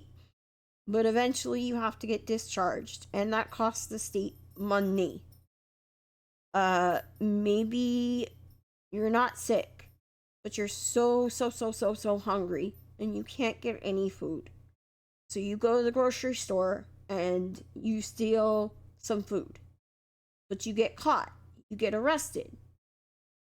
It costs money from the state to fund the police force that is doing this, and it also costs the state money, lots and lots and lots of money, to put that person in the jail for however long they end up in jail. None of that. I mean, yeah, they're in jail. They have a roof over their head for a while, and 3 somewhat edible meals a day. But that doesn't really solve the problem, does it? It because eventually they're gonna end up back on the street.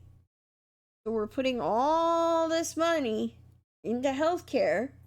We're putting all this money into funding police services and funding our jails, including the Snohomish County Jail. But we're not really solving the problem, are we? And this is something that I talked to this guy from HASCO about, the Housing Authority of Snohomish County. This was part of our conversation. I asked him, okay,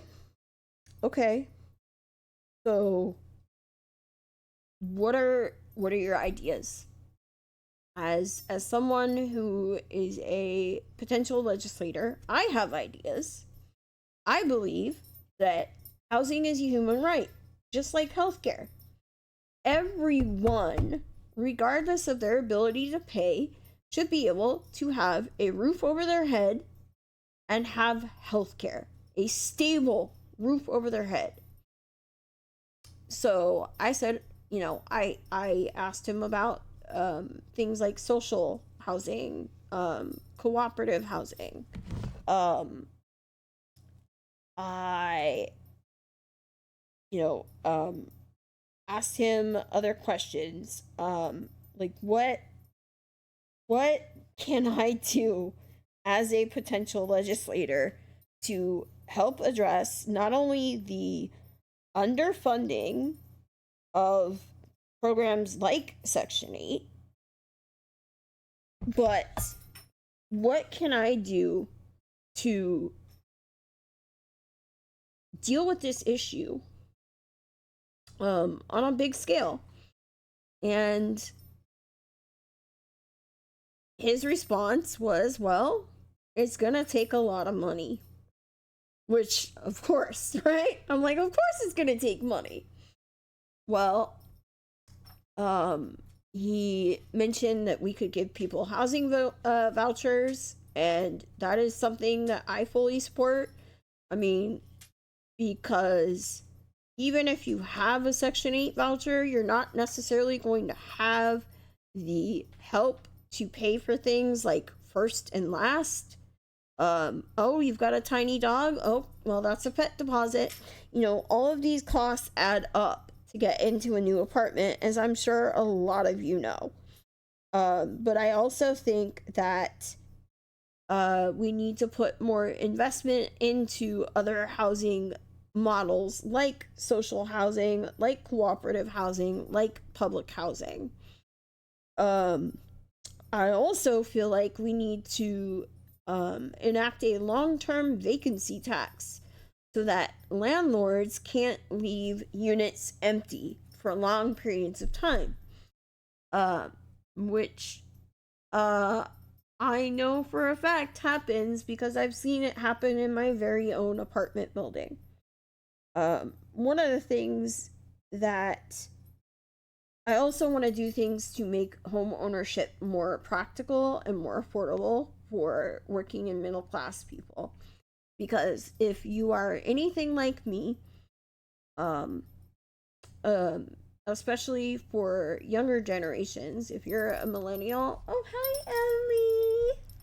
Hello, everybody. Welcome Ellie to the stream. He's my little streaming puppy. Say hi, Ellie. Hi. Oh, my little streaming buddy. Oh, love you. She loves to come and like sit on my lap and like climb up on my shoulder and stuff when I'm streaming. Because she thinks it's, you know, mommy attention time. Anyways, we need to, you know, make measures more attainable, take measures to make home ownership more practical. If you are of my generation and younger, so millennial and younger, we are really struggling, especially. I mean, I'm not saying that older generations aren't, but we are far less likely to be able to ever be able to own a home if we don't make drastic changes in our state and federal governments to make home ownership more practical, more affordable. And although my incumbent has supported a bill that became law earlier this year that would provide more incentives to build affordable housing and low income housing within the state of Washington, which is a great thing. I don't think he's going to take or push for the big radical changes that we need within the state of Washington to really address this problem, really address this issue. It's going to take someone who has the courage to go into the state legislature and say, you know what? Enough is enough. We need to not only expand housing supply through new construction, we need more funding for housing right now because people in our communities, in our state, cannot wait for new housing to be built, which may take many years, right? And then once that housing is built, there's going to be many people applying for that housing, so we're going to need more housing. So although I think it is a good measure to take, and I would have supported this bill as well, it doesn't really address the problems that we're having right now. So I would make sure that I would push for more funding allocated towards housing. Another thing that I would push for is that and this applies to many state and local governments. We have Department of Transportation. We have a Department of Education. We have all these different we have a Department of Health. We have all these different departments within the state that handle various issues. But why don't we have a Department of Housing? Why don't we have a Department of Housing when housing is a massive crisis, not only in the state, but across the country? Why don't we have people in this department that we could form working, full time to create more housing options, to bring about more equity within our communities? So I would also support creating a Department of Housing so that we have people specifically working on these issues all the time, because these are things that we should have done years ago within the Washington state government, but before we got to this crisis point. But we are where we are right now. So we need someone in government elected to office. We need multiple someones elected to office that will fight for these policies. So, that is enough local policy talk, because I've been going on and on about this for 2 hours. So let's have a little fun. And we're going to do a couple of reacts before we call it a night. Okay. All right. So I have a couple videos on this list that I would like to take a look at with you guys. And so we're just going to pick a couple of these for now. Let's see. I got some from More Perfect Union. We've got the Noah one. We got the Anna Kasparian. We've got some good ones here. Let's where do I want to start? Okay. Since we were talking about disability earlier, I found this video absolutely fascinating.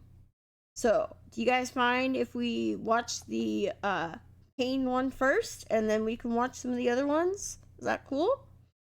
Because I watched it and it was fascinating, some of the technology that they are coming up with. And I really wanted to share that with you guys. So, how about we watch that, and then we will watch some of these other ones, okay? Sound good? Can I get a thumbs up in chat, maybe? Also, I should probably mention that if you like what you hear and you would like to support my campaign, you can do that if you wish. If you post, let's see, what is it? Exclamation point donate in the chat, and it will pull up the link to my ActBlue account, where you can send a donation if you wish. Donations start at only $5. I do not like asking for money for campaigning. I would much rather spend my time talking to people within the community, but because of the way our campaign system works, I kind of have to. So if you have the means to donate, please consider a donation to help get us through these last couple of weeks until Election Day. Campaigns are expensive, and because I'm not accepting any corporate money at all, I could really use your help. So if you wish to donate, just type !donate in the chat, and it'll pull up the donation link within the chat. Please, I always make sure to say as well, please make sure that your own needs are taken care of before you donate. I do not want you sending money my way if you can't afford to do so. All right, let's go on. There is a place in the UK where scientists can do something rather unusual. We've got a toolkit here that we're going to use. Here, researchers are legally allowed to hurt you. Deliberately induce pain. The goal? To decrypt the complexities of one of life's most important experiences. How are you feeling in there? To better measure and manage it. Okay, first scan starting. And potentially one day, even master it. Oh, wow. I'm Professor Hannah Fry, mathematician and writer. I want to explore how modern science is changing our fundamental understanding of pain. For real, that is extraordinary. And whether a pain-free future could ever be a reality.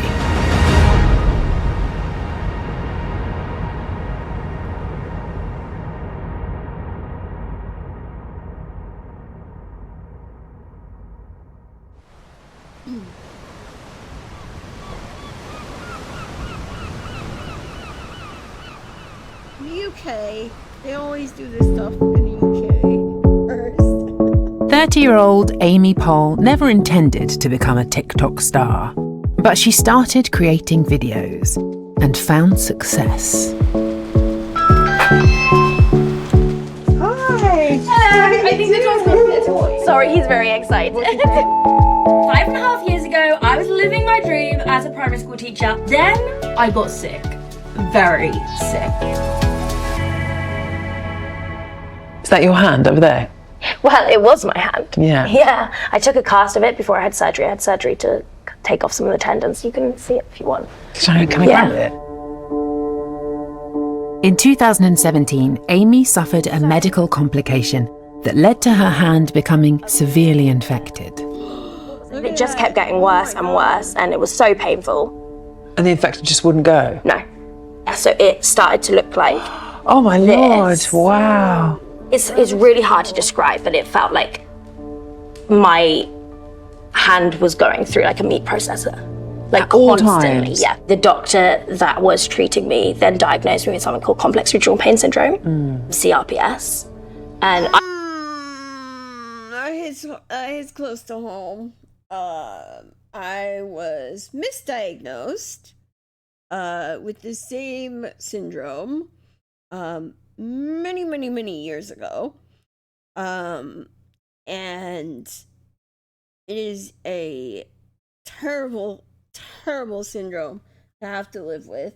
But let's listen and see what her experience with it is like. I had no idea what it was. CRPS is a poorly understood neurological condition resulting in severe and debilitating pain. To cope, Amy was prescribed a variety of pain-killing medications, including opioids. Those things are quite hard to come off of if you're on really, really strong pain medication. Yeah, I've been through like withdrawal from coming off them, and I've done that too. some of them afterwards I was like, I don't even think that was doing anything because I still feel the same.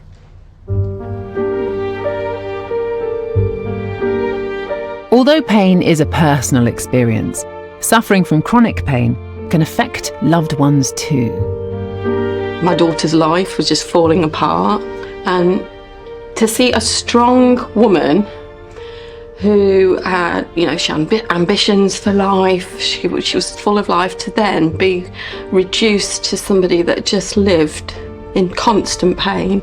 But as a mum, I wanted to help her and I wanted to take the pain away, and you just couldn't. There was nothing that I could do.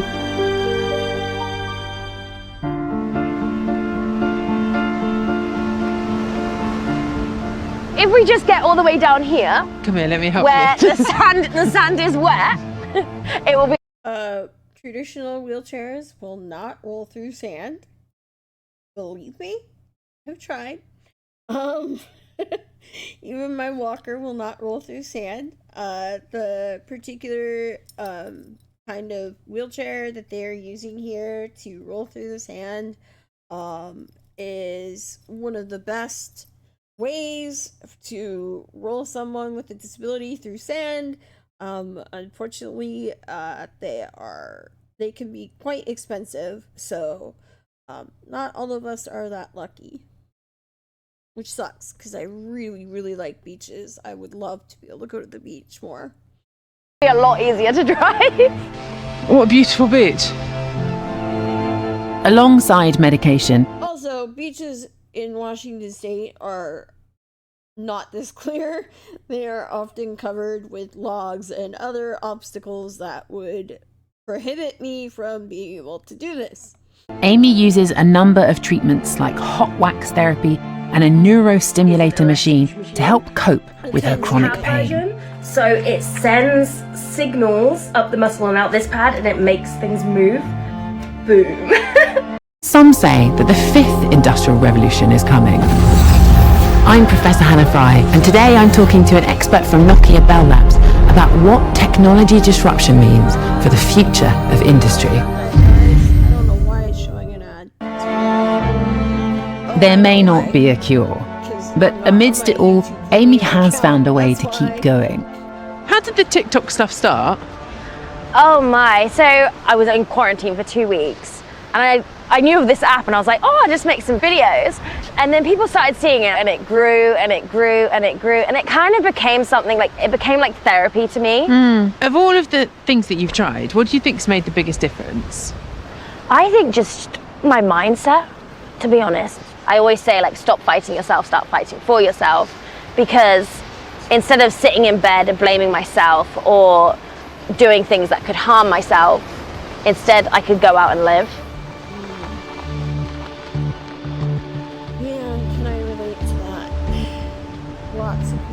It's just such an extraordinary story. She's in constant, excruciating pain.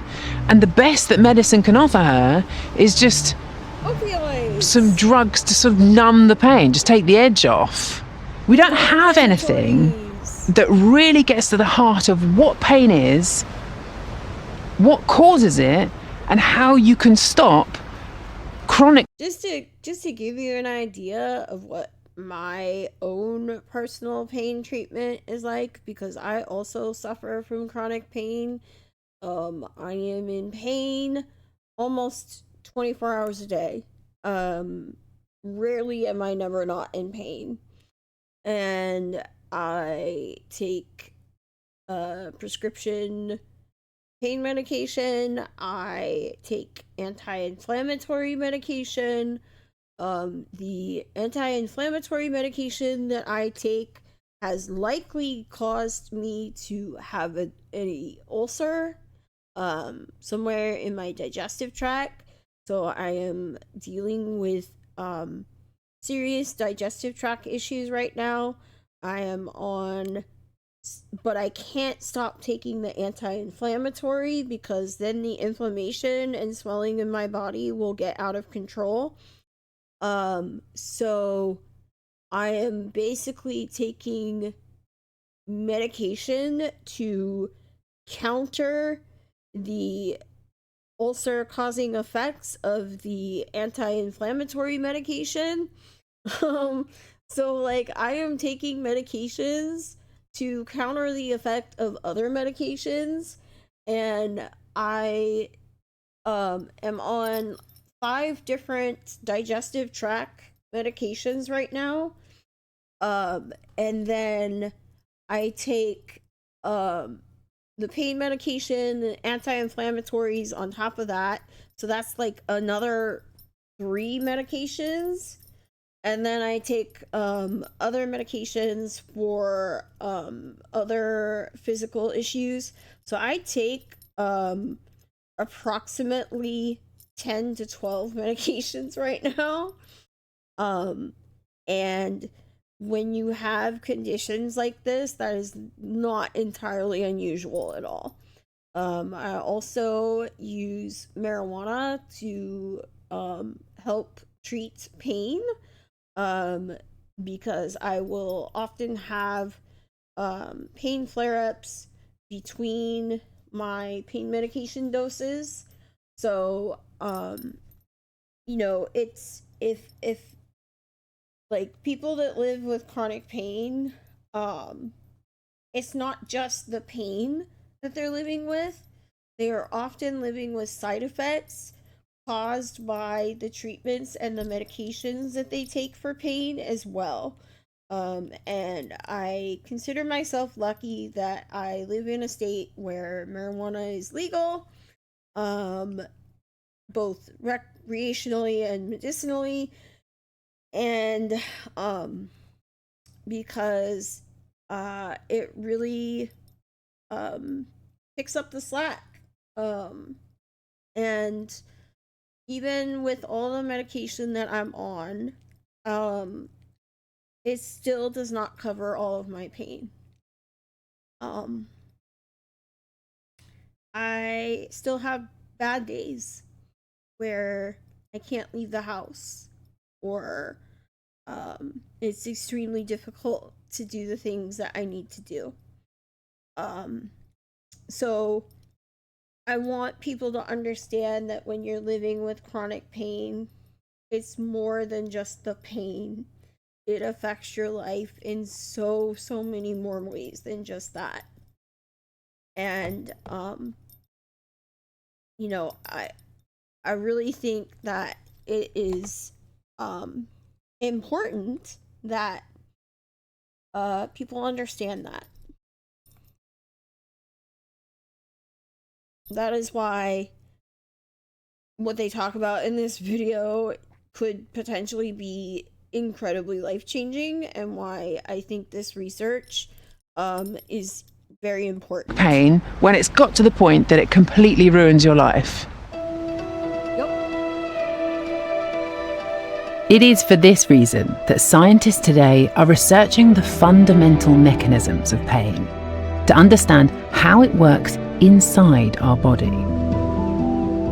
If something hurts you, something that burns or something sharp, it activates pain signaling nerves called nociceptors. Now you'll find these all around the body. They're in your muscles, they're in your joints, and crucially, they are just beneath the surface of your skin. And when they're triggered, a message gets sent up swiftly to your brain. That signal is going to tell your brain where you're hurt and how bad it is, and then it's in the brain that's all compiled, and pain emerges as something you actually feel. But here's the thing. Our brain doesn't just take those pain signals and do a simple sum about how much it hurts. It actually plugs them into a sort of model that our brain builds along with a host of other stuff, weighing up things like our memories of pain, our expectation about how much something should hurt, whether you're paying attention or distracted, even your beliefs of whether you deserve it or not. Our brain... Also, just FYI, my roommate is going to be coming home soon, so if the dog goes crazy and you hear it, that's why. Also, I wanted to add that with a pain disorder like complex regional pain disorder, among other pain disorders, it's not always just the site where you feel the pain. So let me explain what I mean real quick. So when I was young, because I've had chronic pain my entire life, when I was young, I saw a rheumatologist at Seattle Children's Hospital, and he diagnosed me with a different pain disorder that is similar to chronic regional pain disorder, but not exactly the same. And I don't remember the name of the disorder off the top of my head, but it was something that he came up with. Basically, in a nutshell, whenever I would hurt myself, so I have a connective tissue disorder. And so it can affect connective tissue anywhere within my body, which means that when I was young, my joints used to dislocate all the time. So what would happen, or the theory that this doctor had, I have my doubts that this exists, but the theory that he had is that every time I would dislocate a joint and hurt myself, and then they would put me in a cast and all that, my brain would kind of freak out. My body and my brain would kind of freak out. And instead of just responding to the pain wherever I had the dislocation, so if I dislocated my elbow, just responding to the pain, my body wouldn't just respond to the pain in the elbow, but it would start sending, like, the nerves all over my body would start misfiring. And so then I would start getting pain signals all over my body. So then it was kind of like my brain and my nerves would just kind of freak out, and then I would start feeling pain all over my body. Now, I don't have this issue now per se, and I do not think that I have ever had the disorder that he was talking about, but I do think that people with chronic pain issues, their nerves and their brains sometimes don't respond to pain in the normal way. And so that's why sometimes you can hurt yourself in one area, but then it can set off a reaction to nerves in other areas, and it can become a much larger issue.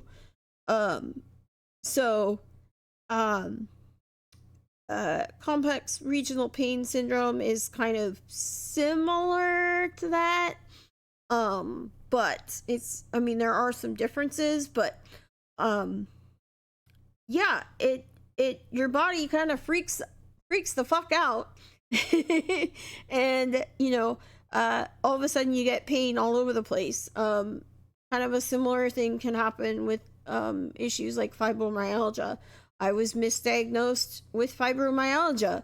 I have been misdiagnosed with multiple different pain syndromes over the years, and it wasn't until about a year ago when I finally had genetic testing done and they determined that I actually had a connective tissue disorder. So I can get pain anywhere in my body, anywhere that there is connective tissue. And initially it manifested by causing pain and dislocations in my joints. I still occasionally get joint dislocations as an adult, not nearly to the same degree as I did when I was a child.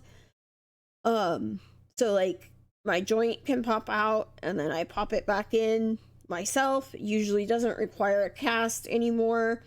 But I can have pain anywhere in my body. So like my disorder has kind of like evolved. And so now I have pain in other parts of my body as well. So sometimes I have pain in my chest, and I've gone through any number of tests to check to make sure that there is nothing going on in my chest that they can identify. And, none of the tests came up with anything. So we say, okay, so it must be the connective tissue disorder causing this pain. Same thing with pain in my abdomen. It was only like over the last year and a half that I started having pain in areas other than my joints. So I often will have chronic pain in my chest or in my abdomen. And usually then we go through the steps. I go to see specialists. They check everything out. They don't find anything. And then it more or less gets attributed to my connective tissue disorder. So pain is especially chronic pain can be extremely difficult to treat.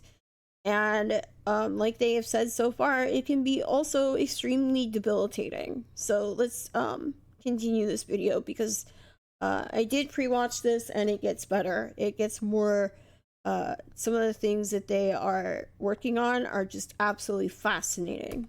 Juggles all of that to come up with a singular feeling, a perception of pain that is completely personal, private, and subjective to each of us. And that means that where some people can end up living a life full of pain, there are others with an extremely rare condition who have the exact opposite experience. How did your parents find out that you don't feel pain? So what happened was I was teething, so I was an infant, and I ended up chewing a good portion of the tip of my tongue off. But And you didn't know? You couldn't feel it? No. They immediately took me to the pediatrician. The way they found out that I didn't feel pain was by putting a flame underneath my foot, and I didn't elicit a painful response. So then, if you're a young boy and you don't feel pain, what does that actually mean? Like, how does it change your life? So with myself, I was kind of like the daredevil. There was one time I was on a swing and I was going way too high and I jumped, and when I jumped off I landed improperly, couldn't move. My movement was impaired because of my broken leg. For people with a genetic condition like Steve, pain never reaches the brain. Normally, a pain signal is triggered when charged ions pass through specific proteins in a neuron. In Steve, one of these proteins is faulty, which means no pain signal ever leaves the site of the trauma. And the discovery of this mutation has opened up possibilities of new treatments for chronic pain. Not only does it give them the opportunity to learn more about pain itself, but also it gives them a little bit more insight into how those genes play a big role in that. With the hope that one day they can reproduce it using medicine, I guess. Yes. Yeah. Yes. That's the end goal. If Stephen's condition holds the clue, if a single protein is so important to the body ever sending a pain signal, then controlling this protein would be a huge step towards a new approach to managing pain. This is precisely the goal of Professor David Bennett and his team at the University of Oxford. Oh, wow. It's really beautiful. We don't want to get rid of all pain. Actually, we would need some pain perception to be left. Otherwise, I think we would develop some of these nasty injuries, multiple broken bones, tissue injuries. Steve can't transmit those electrical signals that need to carry that information to the spinal cord and the central nervous system. So, of course, that's been phenomenally important for us to understand kind of how just one single protein can have such a fundamental effect on pain perception. Pain feels like it's all-encompassing, right? It's like every element of your body, you know, tips of your fingers down to your toes. And then once it actually comes down to it, you're talking tiny, tiny molecules. You're talking basically at the level of atoms and chemistry. Absolutely, a tiny, tiny protein. It's a really important target for us to think about, can we develop drugs to try and block that protein? The team can alter the genetic code of a single neuron, giving them the power to stop the pain signals. Not altogether, only when they add in a specific drug, essentially allowing them to crank up or dial down the pain signal at will. Does it actually work, though? It works, the fundamental principles work now extremely well, and they can give you exquisite control, and hopefully we'll show you some examples today. The first step is preparing the neuron, which involves some extremely precise microsurgery to insert an electrode. We want to record its electrical activity. So what Steve is going to do is, we have a very thin micropipette which is acting as our electrode, and he needs to approach that neuron. Basically to inject a single neuron. Is that what we're talking about? Yeah, so I have to get very, very close. How steady is your hand? Thankfully, this does it for me. Okay, all right. I'm blown away. Across the lab, another neuron is ready to go, behaving as expected and producing a steady electrical signal. Each one of these vertical lines here is an electrical pulse. But as soon as they add the drug, the neuron ceases to be able to fire. What's happened now is Jamina has added the drug to activate this receptor. You're turning this off. We're turning it off, and actually you can And you see it really happening in real are. time. It's getting smaller and smaller and smaller Yeah. and smaller and smaller. So if this happened to be in someone's body, they would be feeling the pain declining. Yes. What we're saying is a really important driver of pain is this activity within human sensory neurons, and this is a technique by which we can turn it off, actually happening in front of you. Oh my goodness me. It's in a petri dish now, but the hope is that this treatment will eventually be trialled in patients, and a new drug will be able to control the sensation of pain.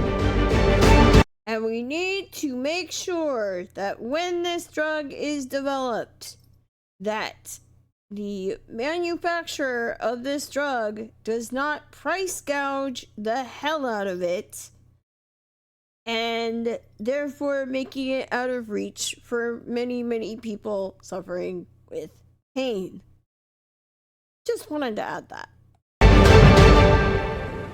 You know, I think sometimes it's worth taking stock of exactly where we are with science now, because what those guys are doing, they've worked out how to inject a message into a single neuron that allows them to switch it on and off at will, like they have some sort of remote control. I mean, that's not even the whole story about pain. All they're doing is just stopping the message being sent up from your extremities when you feel something. But there's a whole other section of this message getting into your brain and you constructing a feeling about that sensation. And these guys aren't even looking at any of that part. And this is like entirely different from how opioids work. This is entirely different from how anti-inflammatory medications work. That is why this is so incredibly fascinating to me. You've got this Not just for myself either, but for anyone who has to suffer and live with chronic pain on a daily basis. Chronic, debilitating, disabling pain. Representation of the body on what we call the sensory cortex. When it comes to the question of how our brain perceives pain, there's only one person to talk to. So you go from the bottom of the brain up like a loaf of bread. Yeah. And then you've got the white matter, which sends all the information around the brain, is dark. Professor Irene Tracy pioneered new ways to study pain perception, earning her the slightly ominous title, Queen of Pain. So what we're looking at here is the normal response of a healthy physiological system to something that is painful. You can see these red blobs, and those red blobs tell us where the brain has become active in response to that sharp poke, that mechanical pain. With a few sharp prods and a high-powered MRI scanner, the team can begin to reveal the fingerprint of this once subjective experience. So seeing pain like this brought a sort of objective piece of scientific data to map onto what the person's telling you. To all those patients out there that have had doctors tell them that it is psychosomatic, to all those patients out there that have had doctors tell them that it is all in your head, that you are imagining pain. like, this could make all the difference in the world, because this is a way that shows that you are truly experiencing the pain that you are telling your doctor that you're experiencing. And I understand what this is like, because in my chart at the University of Washington, which, by the way, if you don't have to go to the University of Washington, don't do it. But I've been going there for many years. Their patient care is often less than stellar, but the point I'm trying to make is that in my own chart, for many, many, many years, it said that my pain was psychosomatic.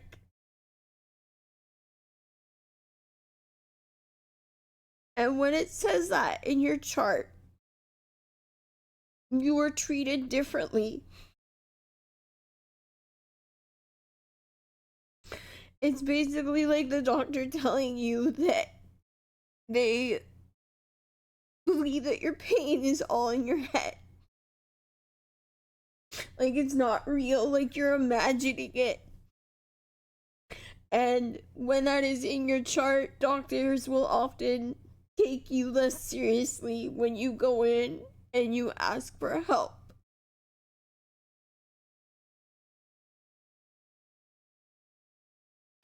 It is a harmful label to have, because then the quality of care that you receive often will decrease. And instead of recommending medications, instead of recommending real treatments, they may opt to put you on antidepressants or send you to a psychiatrist or a psychologist instead of actually treating your pain and actually taking you seriously. It is a harmful label to have. And it often prevents patients from getting the care that they deserve. And I have been fighting for nearly 10 years to have that label removed from my chart, because my pain is very, very real. It is not something I made up in my head. And it is something that I feel every single day of my life. And so do many, many, many, many other Americans and people out there. And we deserve to receive care. We deserve to have our pain taken seriously. So that is why I think discoveries like this are so incredibly important. And it can help explain why somebody experiences something more painful than somebody else. So I guess you see these patterns in general, but these results are perfectly specific to him and him alone. Exactly.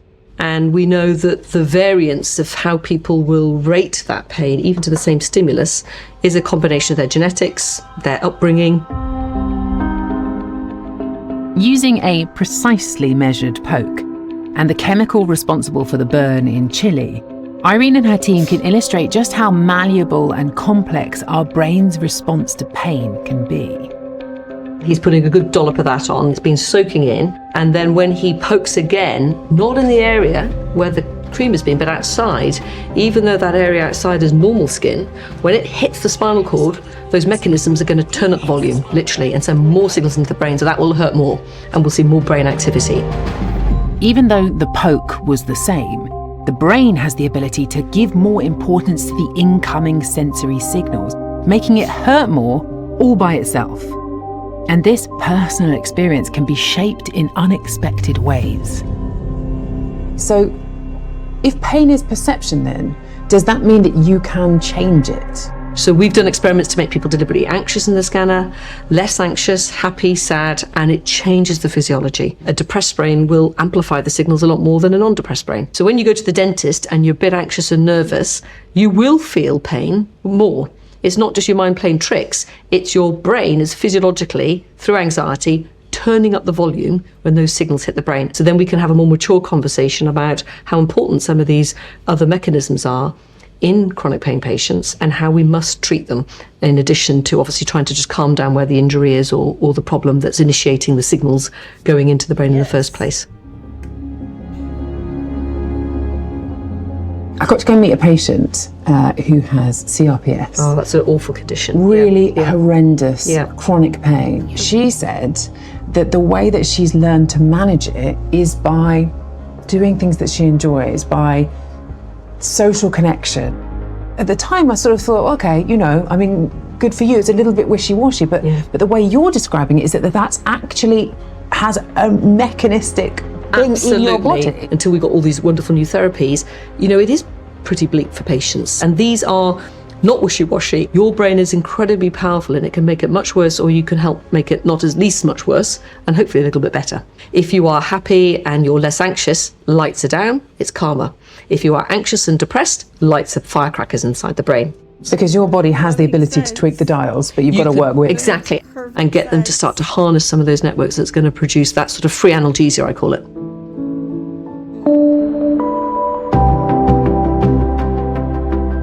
If our lived experience changes our perception of pain, then has Western medicine been missing something by focusing so heavily on pain medication alone? Yes.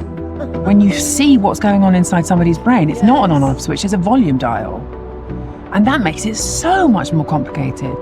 And then the whole thing about chronic pain is it's when that's turned up in a way that no longer serves you. And it sort of feels like the answer to turn it down again. I mean, it sounds wishy-washy, but it kind of comes from within. This is getting very close to ancient wisdom for my liking. Some say that the fifth industrial revolution is coming. I'm Professor Hannah Fry, and today I'm talking to an expert from Nokia Bell Labs about what technology disruption means for the future of industry.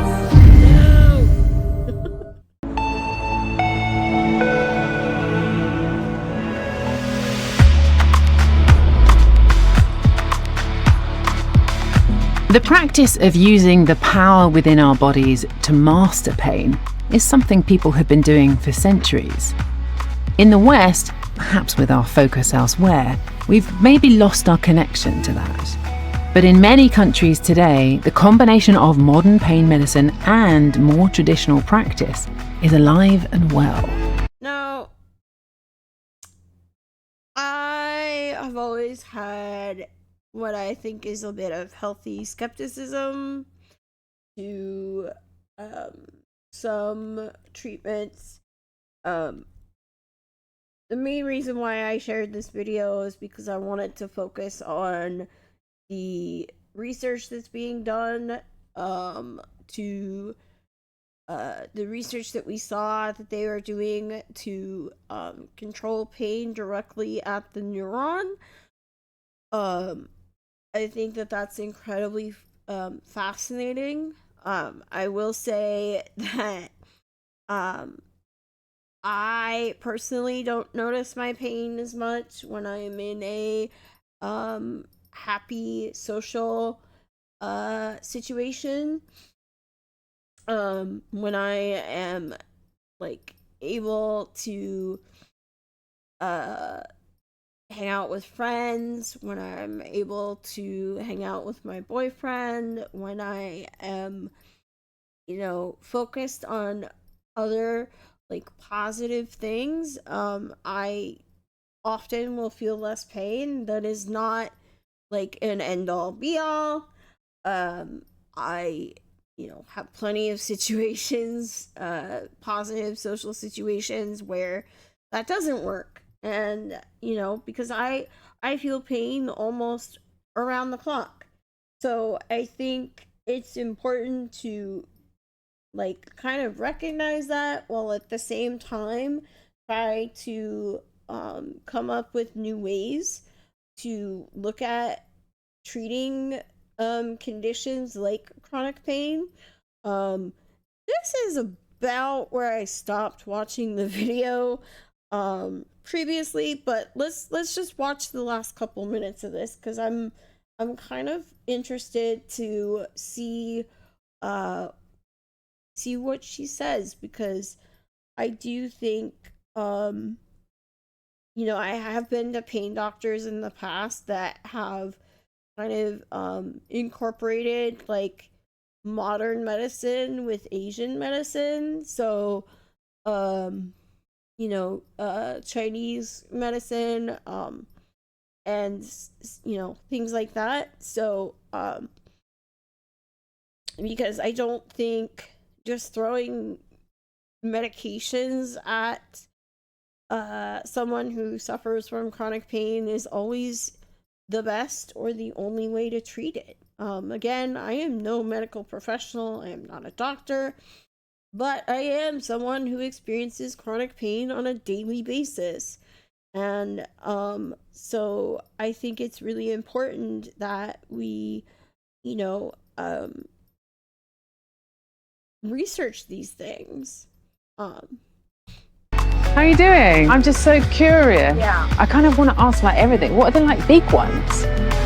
Singapore's health system uses both Eastern and Western treatments to combat pain. Step 1, shift body weight to the left and push forward. And rheumatology professor Lau Tangqing. Also, I also do gentle exercise. But with my chronic pain condition, sometimes exercise is not really conducive to pain relief. But there are multiple ways to treat pain, and I think that oh, you okay? I think that it's really important to pay attention to things like this and pay attention to some of the different research that is being done. Who teaches medical students, is an advocate for using both approaches.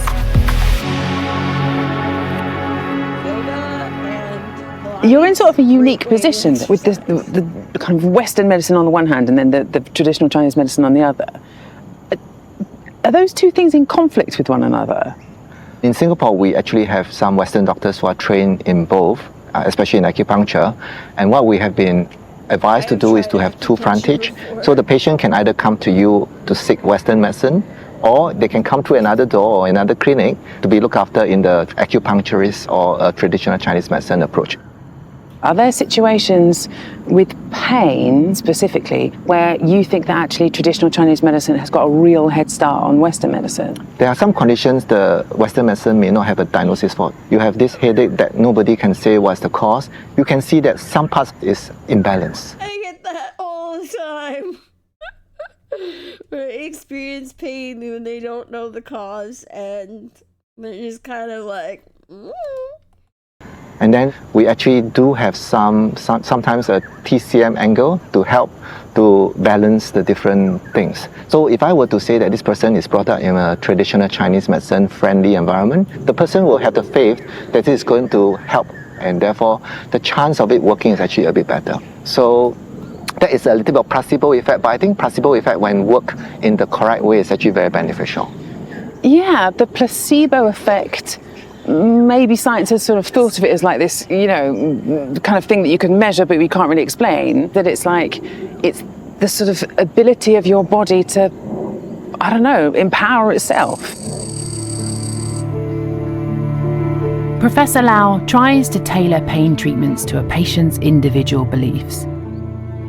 But he's also, more generally, a firm believer in an open-minded approach to care. There's enough evidence to show that when you have chronic pain, it becomes emotionally, spiritually intertwined.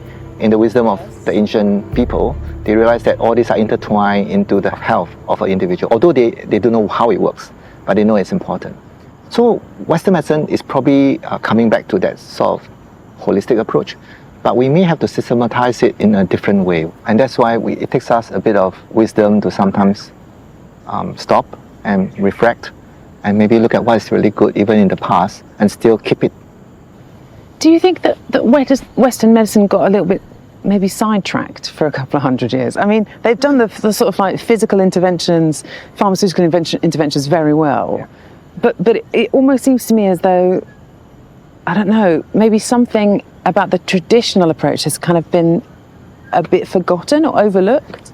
Actually, when we first train as doctors, we are always reminded that to look at the person as a whole. And there's a famous saying, to cure sometimes, to relieve often, and to comfort always. And many of us still firmly believe in that, but it's just that in the busyness of things, sometimes we have to take shortcuts, and then we have to compartmentalize our roles. The comfort always shouldn't be a bracket at the end. Yes.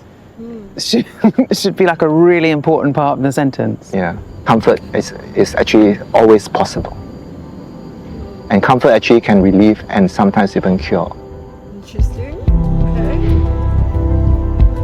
When it comes to living with chronic pain, there are more methods of coping than those routinely offered by Western doctors.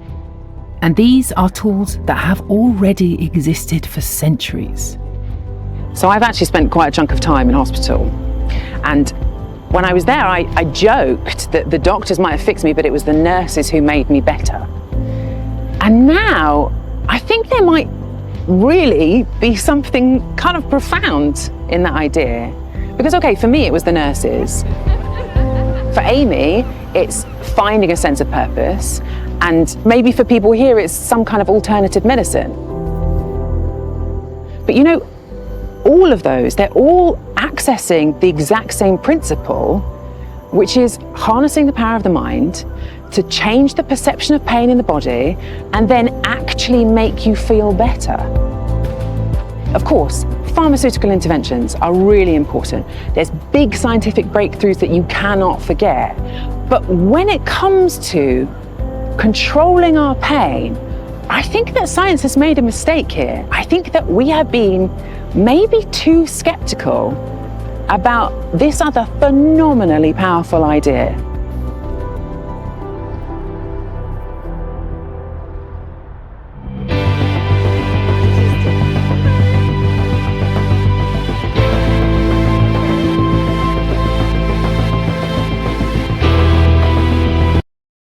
Very interesting. You know, I'm open to you know, other ideas when it comes to things like treating pain. But yeah, I'm really, you know, I'm really fascinated by the research that they're doing. I think it's incredibly fascinating. Anyways, we have been going for 3 hours now, and I think it is time to say goodnight. I want to say thank you to all of you who came on my stream tonight. It was really good to see some friends in the chat that I know and love.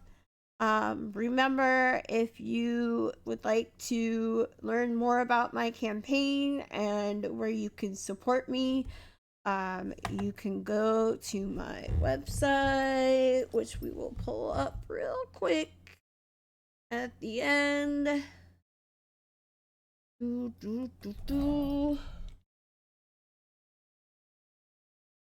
Let's just pull it up so I can show it to you.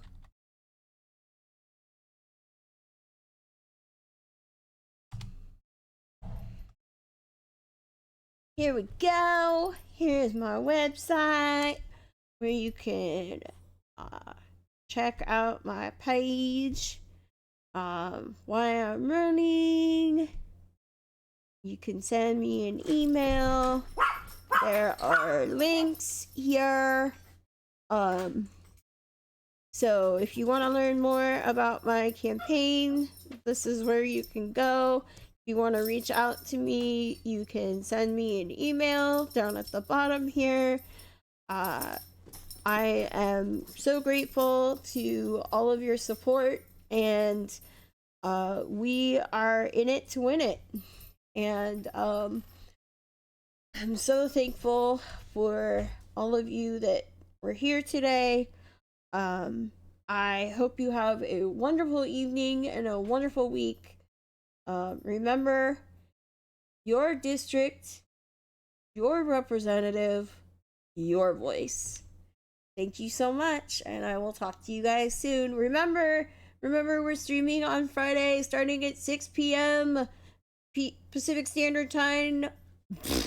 6 p.m. Pacific Standard Time, 9 p.m. Eastern, and at 7 p.m.